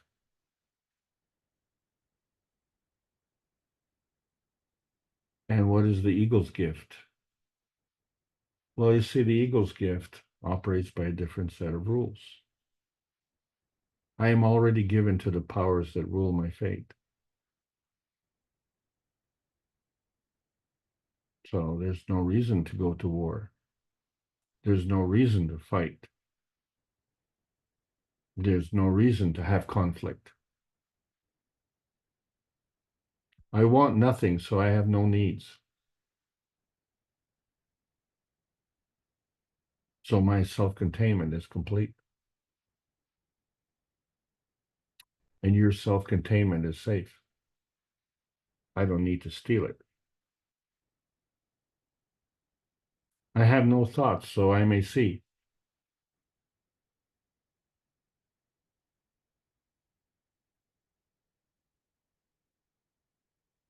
I don't need to be prejudiced. I don't need to be racist. I don't need to fight you.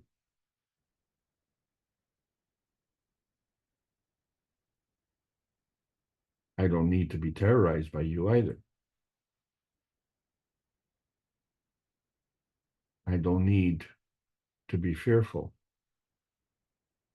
I have no fear, so that I can remember myself. How can you remember yourself when you can't remember being born?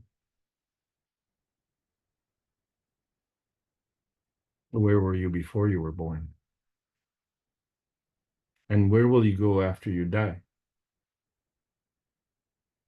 And how will you get there? Well, you have to understand the law of detachment. You have to be emotionally detached, not fearful, and at ease.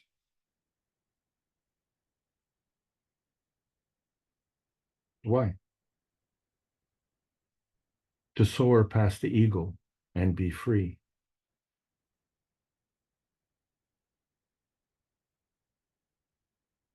Because if you're not detached and at ease, when you decide to soar, the ego will consume you.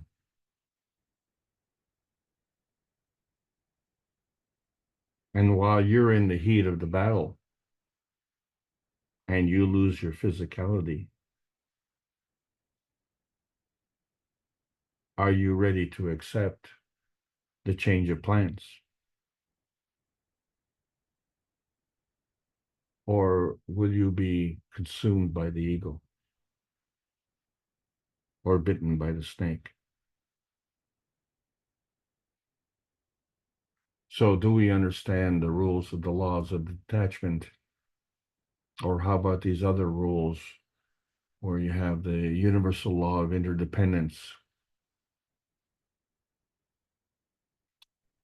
the service to others as opposed to service to self. Of course, there's the law of attraction. This is the golden rule, isn't it? A purpose, the sixth sense. And of course, the ultimate game of liars, poker. There's no poker playing in outer space. And there's no killing, whether the law allows it or not. This is the law of hurtfulness. And the worst hurtfulness is when you do it to yourself. So there's no suicide because life wishes to live. And the rules of life have these commandments. But these commandments are really a representation of the inherent ethics and morality of the universal community. So when we look at the transmission spectrum, we see that it's non-visible,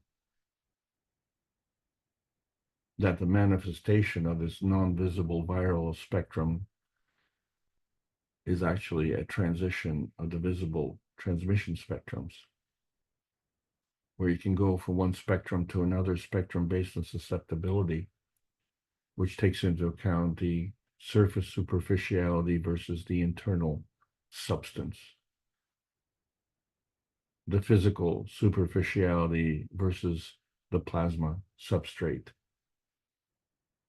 And so we find that the point of containment is the balance between the gravitational and the magnetical. But there is one step beyond. And so in this y-axis transition dimension, we have to keep our communication up, because that dimension is not the message, it's just a medium.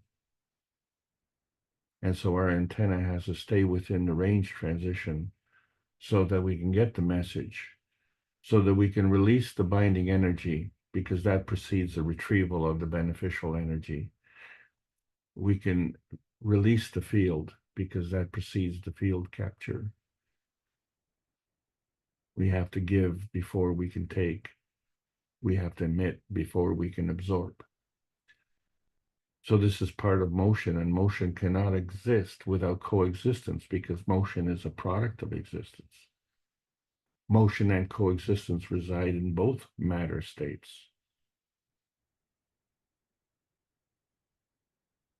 So where we are in these matter states is dependent on the tuning. And the plasma tuning is dominant, but it precedes the physical dominant tuning. So the range transition by nearness and proximity has nothing to do with distance, nor time, nor history. So we can conclude that the y-axis transition dimension is not man-space centric, is it? And it's not Earth space centric either. And, we're not sure if it's sun space centric, but it certainly is dimension centric. And that proximity is part of that dimension centric nature. And the nature of pressure is dimension centric. So we have three transmission dimensions. The question becomes, what is the message? How is that message contained? And which transmission dimension has the folding deviation? And so we see the combination of the quarks, the I Ching, and the DNA. These are historical and transgenerational blueprints for energy transfer state to matter state in an undifferentiated state. So how do we determine our target? How do we find that reality dimension that is somewhere between the materialization of physicality and the dematerialization of our emotion, and that stability between the gravitational and magnetical field forces. That this will take us from our gravitational Earth space to that gravitational some space other place.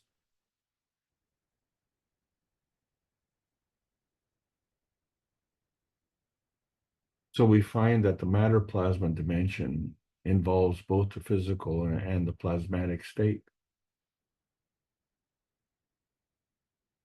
And man is feedback dominant. That's part of our physical state. That's why we go to war. But the emotional girdle that supports that physical state, that sends the man to war, is also dominant. So when we set up our antenna, we have to understand the difference between the message feeding and the feedback manifestation. We can tune our transmission through the various transitions. And when we select one, it is balanced by a forced selection of another. That's what it means to be balanced. The resulting selections feed manifestation. So the selection manifestation, therefore, is predetermined, and we can facilitate that by choosing peace dome of intention. So this range transition affects standard folding deviation and leaves no room for war. The y-axis transition balance is to and from the peace dome. So when we talk about plasma balance, the knowledge and wisdom can give you deeper insight. And of course, experience will change a man's perspective. But in that regard, and especially when you get the point, misconduct becomes harder to rationalize. And the historical reference becomes meaningless.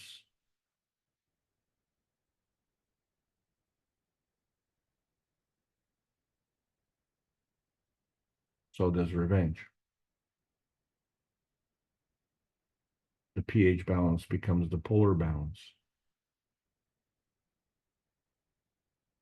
What are you emitting and what are you receiving? What is the neutral aspect of the pH of the maggrav? And does it have to be neutral? Because when it's neutral, it's not visible. But when it deviates from the central neutral point, you get different points on the perspective scale. What about the pH of war? When you're on the horse, the high horse,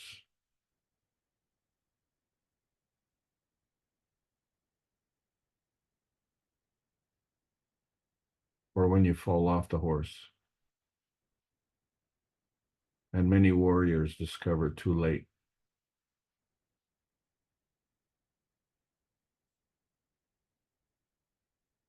And so we see that our blue planet is also on the pH scale.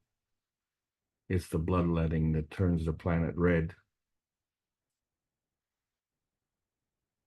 So when we look at the polarity, we see that there's many points on the polar scale, which allows the curvature of the Earth.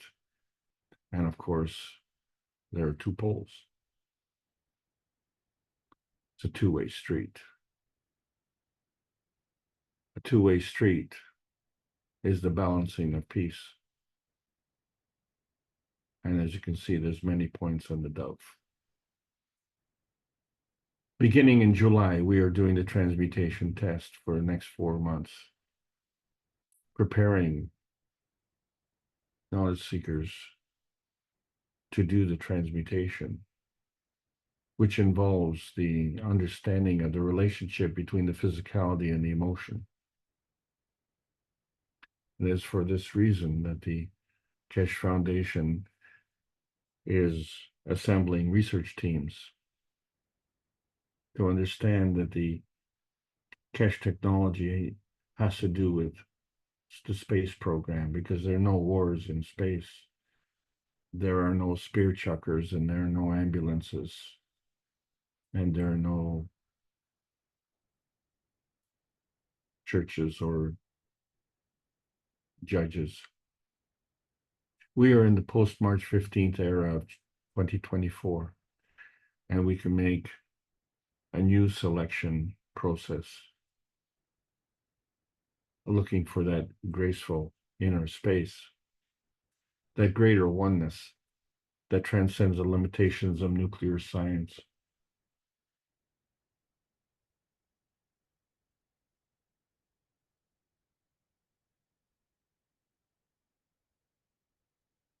We have to make sure,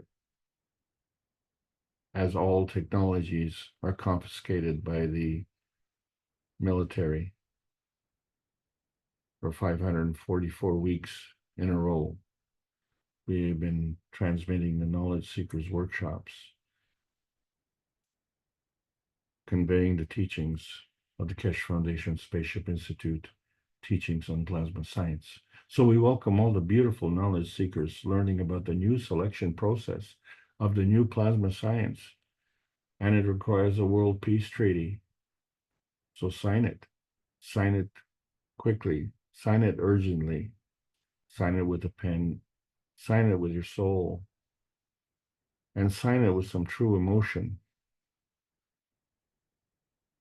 so that the ego doesn't consume you. Because you find that the man is a reactor of a three-dimensional universe. And can man find heaven through the field transition? Can man go into outer space without a peace dome?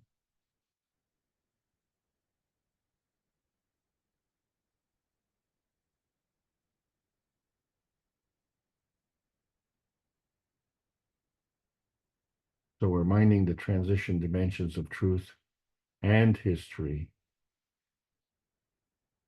And in that history, for that which we fight,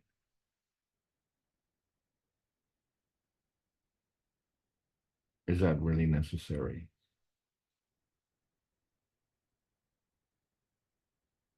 So we need to stay within the range of standard deviation of honor.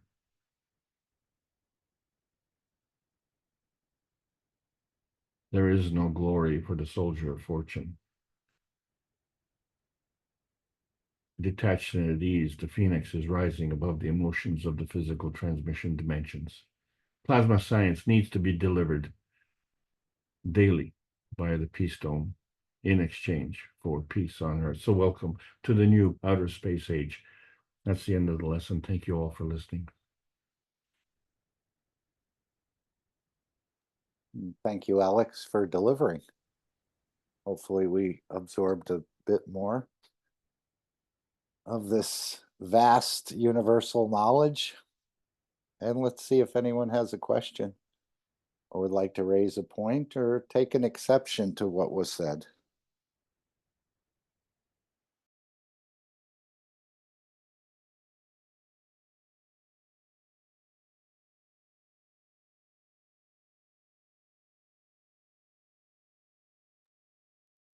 You're talking about exploring the universe and have we ever been there? And I was thinking, Rick likes to say 5% of the universe is matter state.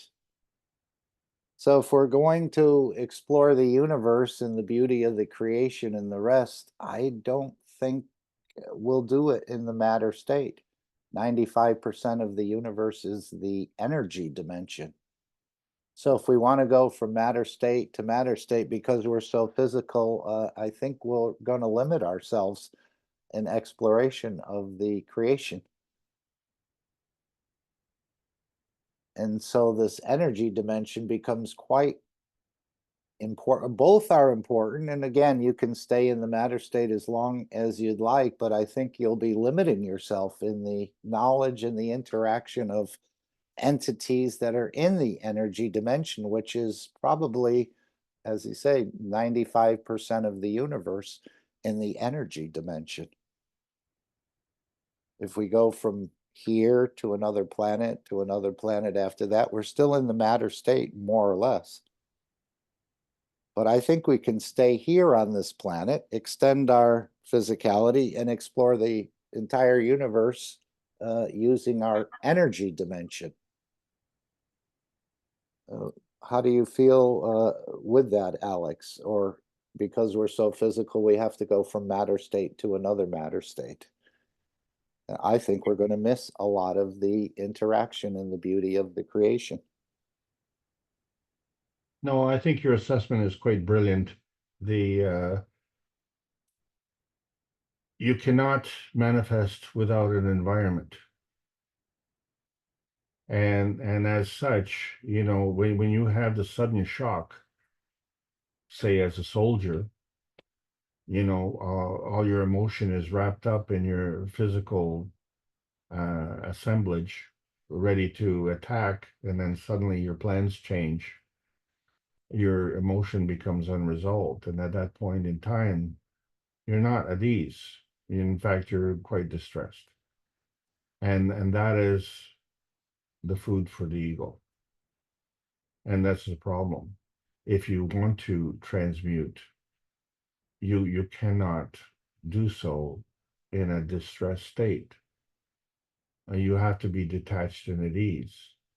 And since you're still heavily attached to your physicality, and you're still attached to the, shall we say, the attention of the grounding forces, then you are trapped.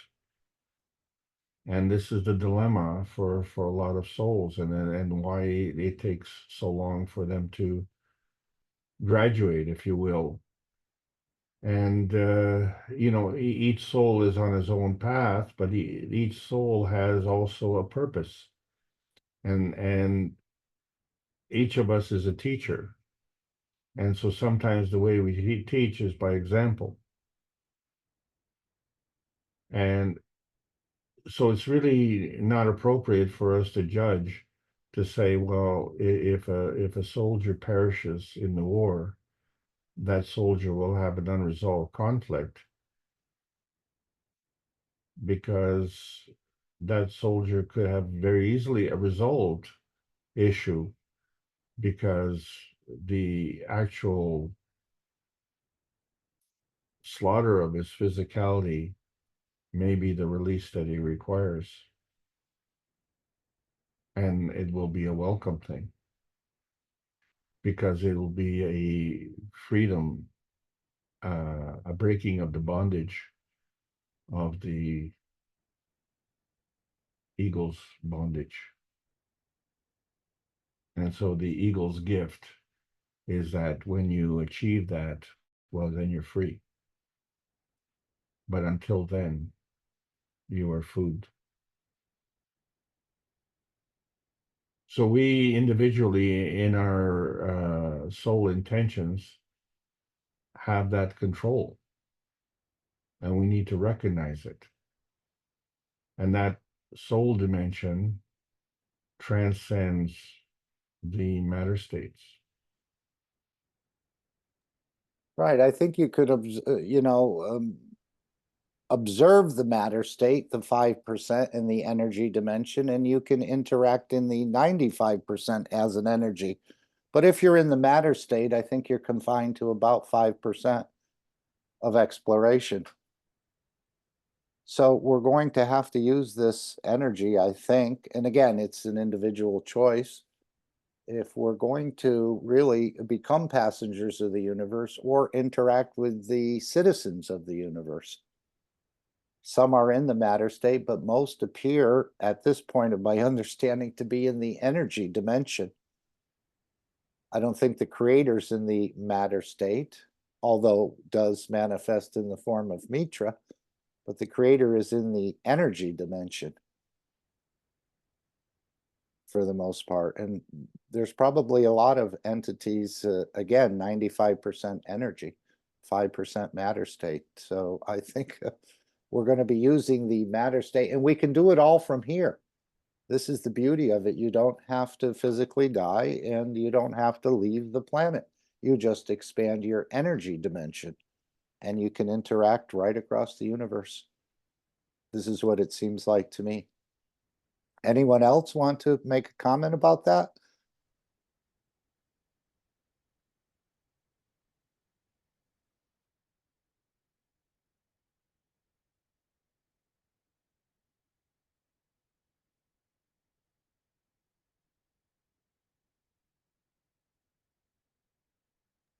I know we've been asking how to create this rotation and the rest of it, but apparently the soul is already rotating.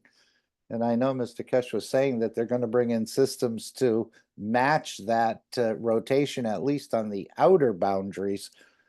So having to create a rotation, I think we're already in motion in so many ways. And that rotation will just become aware. It'll become an awareness for us rather than something we have to force to rotate or happen. I'm not sure about that, but that's what it seems to me. I know we talked about rotating the fields and the rest of it, but it does seem like we're already in a rotation for sure. At least the soul is, and I would imagine all the other energies are moving as well. I don't know what the why we have to match the rotation, but apparently they have systems to match that, and this will help in the, it would seem maybe in both the physical transmutation and the energy transmutation, which I think is going to be the majority of the practice in the energy dimension. Just my thinking. Anyone else want to add to that or comment on that?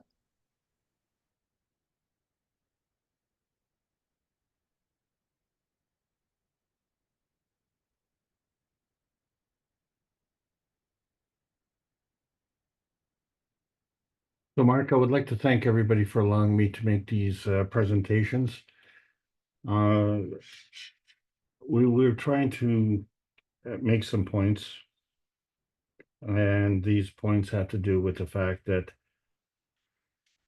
our physicality and our manifestation of our physicality is governed by our emotions.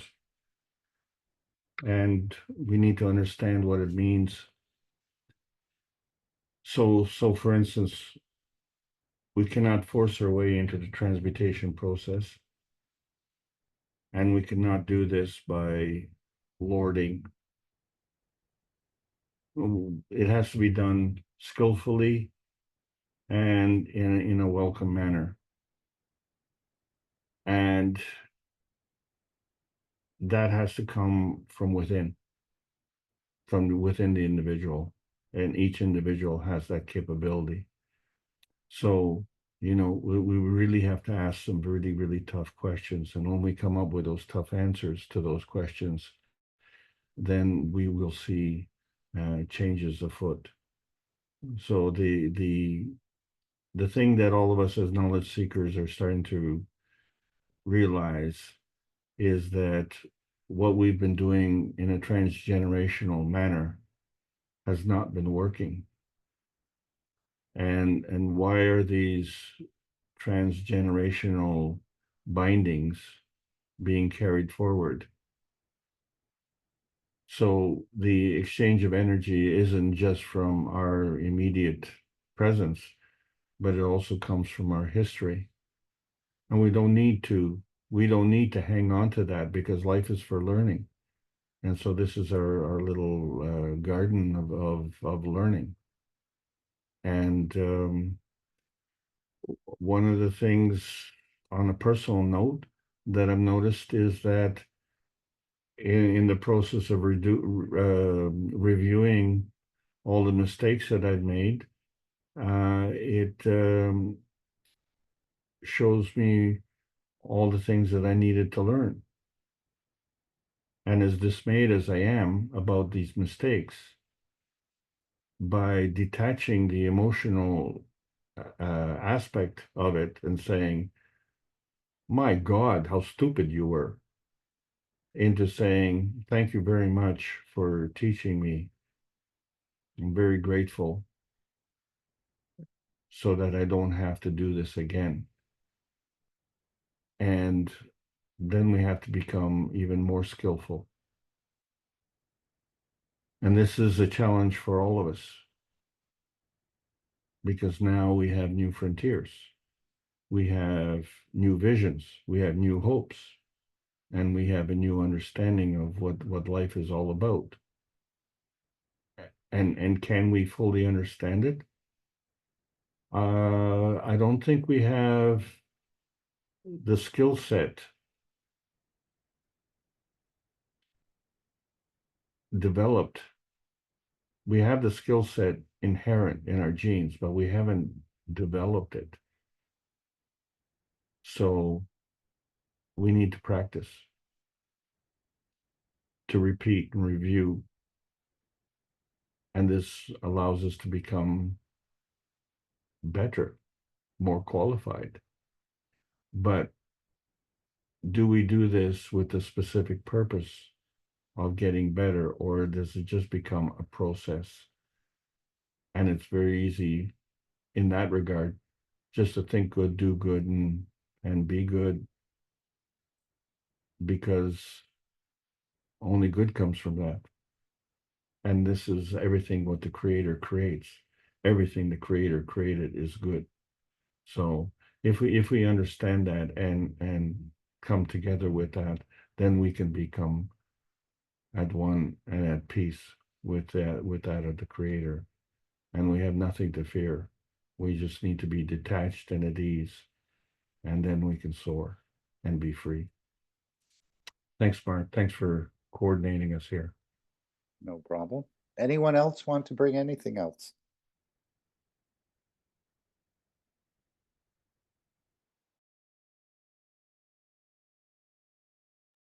Yes, I think as he told Eleonora there, what's the biggest problem of man going into space? And that will be ignorance, as he said. I think he's again referring to us traveling the spans of the universe. So perhaps we'll play half ball court for now and just move around this planet and learn the ins and outs of the matter and then test our skills going out into the universe. Maybe, maybe not. Maybe some are ready to do that, but it does seem like it's quite a large place. I think we'll still be tethered in so many ways till we start to get it correct, but we'll be practicing on this planet, the transmutation and the moving of the energies and the rest of it till we become much more comfortable with it, and then we'll probably take it further. But I want to thank everyone for joining, and as Alex said about these three wise men, they provide huge shielding, and it's a good practicing of your reactors to think good, speak good, and act good. They create plasmas. We're creating plasmas all the time, and if you stay in this, I think you create a beautiful shielding and a balance, if you can, within your structure in so many ways. So may you be proud of the work you do, may you be proud of the person you are, and may you be proud of the difference you make.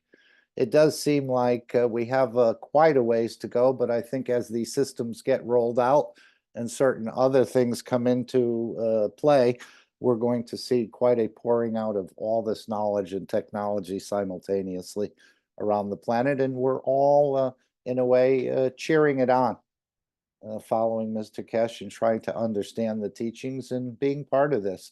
I think the most important work that we can do, again, is the elevation of the world leaders, political leaders, and elevating ourselves as well. This is what's going to allow that dam to break in so many ways. So yes, Mr. Keshe is working on the borders in the background, showing the transmutation, but still, as he said, they're still going to try and control us. But he says, I don't see how they can once the transmutation has been mastered.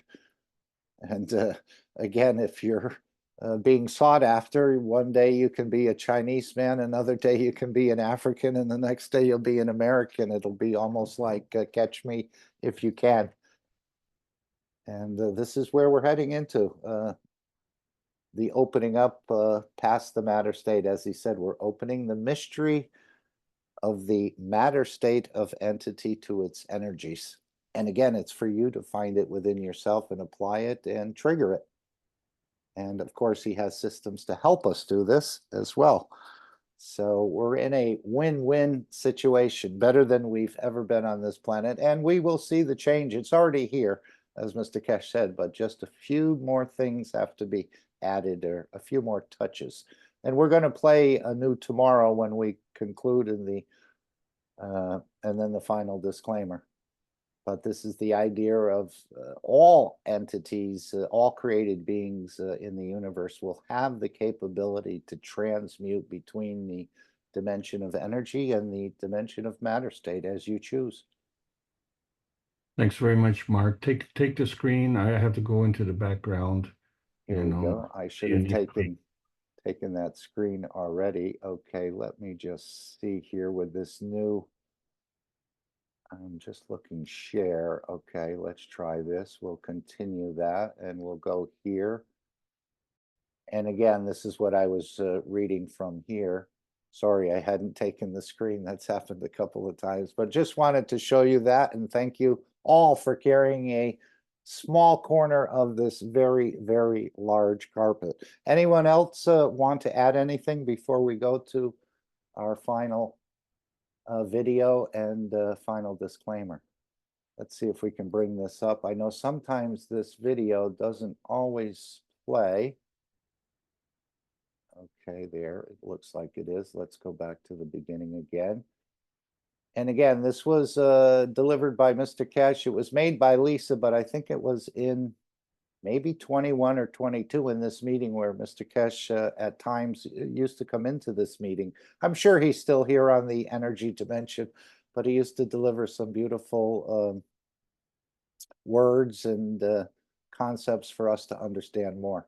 So I'm going to play this and then the final disclaimer, the meeting will end. Anyone else have any other thoughts or comments?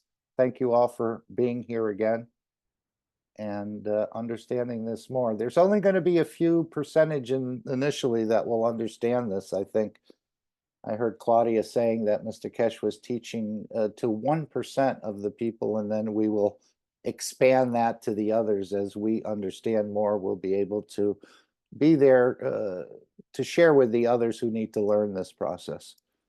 So thank you all again and have an amazing rest of your day. Let's see if we can start this. Okay. Thank you again. We'll see you in the next meeting.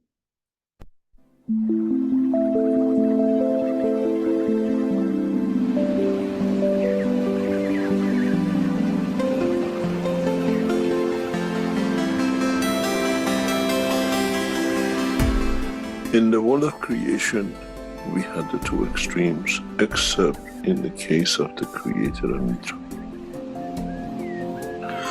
where we could never bring the functionality of the soul within the functionality of physicality. We had the physicality hidden within the soul, or soul within the physicality, or in conjunction of the two, one would never have the understanding of the totality, where we could transit but exist in both directions. With the new cycle, this is what Einstein said: when you turn one atom, the other atom changes.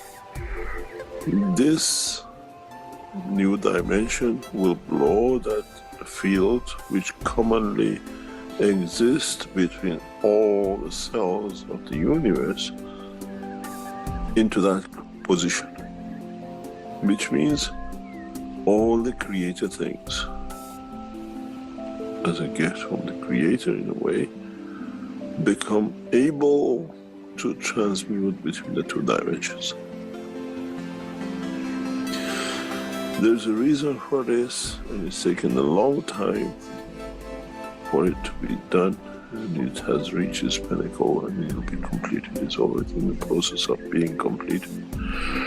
Was to take from the essence of the soul of every created things of the time, beginning of time, an essence of the creation of the soul, or the center, and create a new creature which carries all the essence of the created in the new soul, which can with it go from the soul of the creator to the soul of physicality of Mitra. This is what the whole knowledge is. The creator is the universe, and Mitra the dimension of physicality and its behavior towards the dimension of physicality.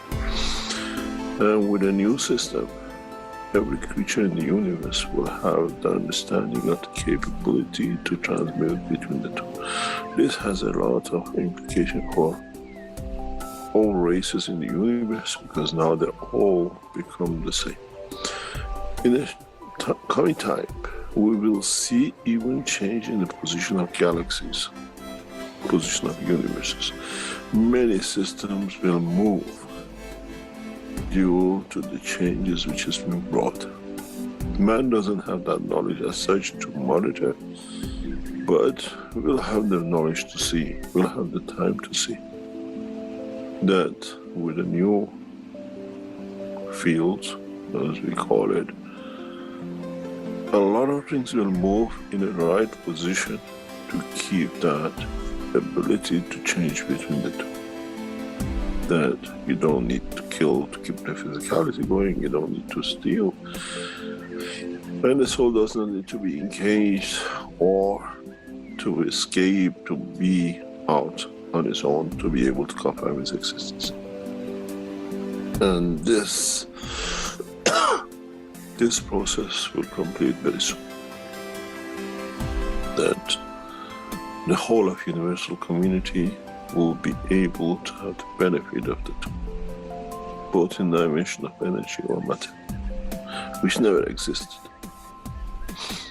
When we released the soul, we had to get rid of the physicality. You call it death. When we brought the soul, you had to give it the physicality, and you go through the dimension of the birth, and then you have the whole commotion of bringing the two. With a new system, both soul and the soul of physicality work together in the existence of dimension. We expect a massive change in the physical characteristics of human race in the coming century, because we change into the emotion of the physicality. The way, as I said many times, but many never understood, Indians and Pakistanis were the same, till one chose to take different kind of energy in the other one, and we see change of the feature. Now, with the balance between the soul of the man and the soul of physicality of man, many of us will change feature, without a shadow of a doubt. Man will change the faces of anger, man will change the faces of hate, man will change the face of warmongering, because we get satisfied in the fields of it. And this is part of what will be and what has already started, and the completion of will be the birth of Mitra. Physical completion of birth of Mitra in a physical dimension, not in myths. And then we have the soul of the creator, which the two will complete the cycle. And then, as I said very recently to one of the listeners, then we'll see if Adam will eat from the apple of love and giving it. And then we'll see how humanity will change. And the whole creation will.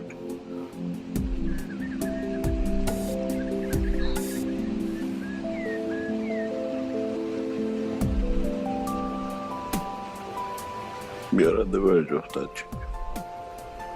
Much, much closer than anybody could think of, not only a human race.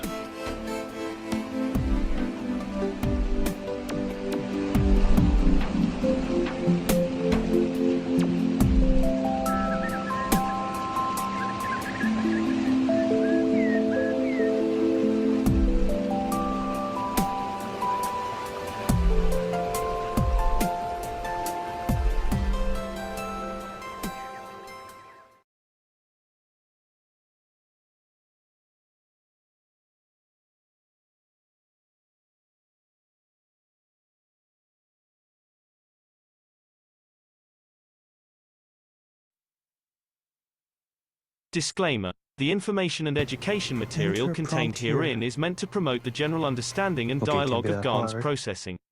Such information is not meant or intended to serve as a substitute for a healthcare professional's clinical training, experience, or judgment. For patients and individuals, such information is not to be a substitute for professional medical, therapeutic, or healthcare advice or counseling. For medical issues or concerns, including decisions about medications and other treatments, readers, viewers, listeners should always consult their physician or, in serious cases, seek immediate assistance from emergency personnel. Prescription information, procedures, and use of medical devices information should be undertaken only by properly trained and certified medical personnel. We specifically disclaim any warranties, express or implied, including implied warranties of merchantability or fitness for a particular purpose. Such information is provided, as is, and is believed to be accurate at the time of its publishing, but it is the viewer's job to evaluate the accuracy of any information found in this presentation. Every case presented is of their own experience, applied by themselves for themselves, and it applies to their case only. Every person experiencing health problems should seek professional medical advice and consult their course of treatment with a doctor. The processes of plasma balancing described herein are a natural process which supports the body but does not replace medical advice or therapies one is already subject to.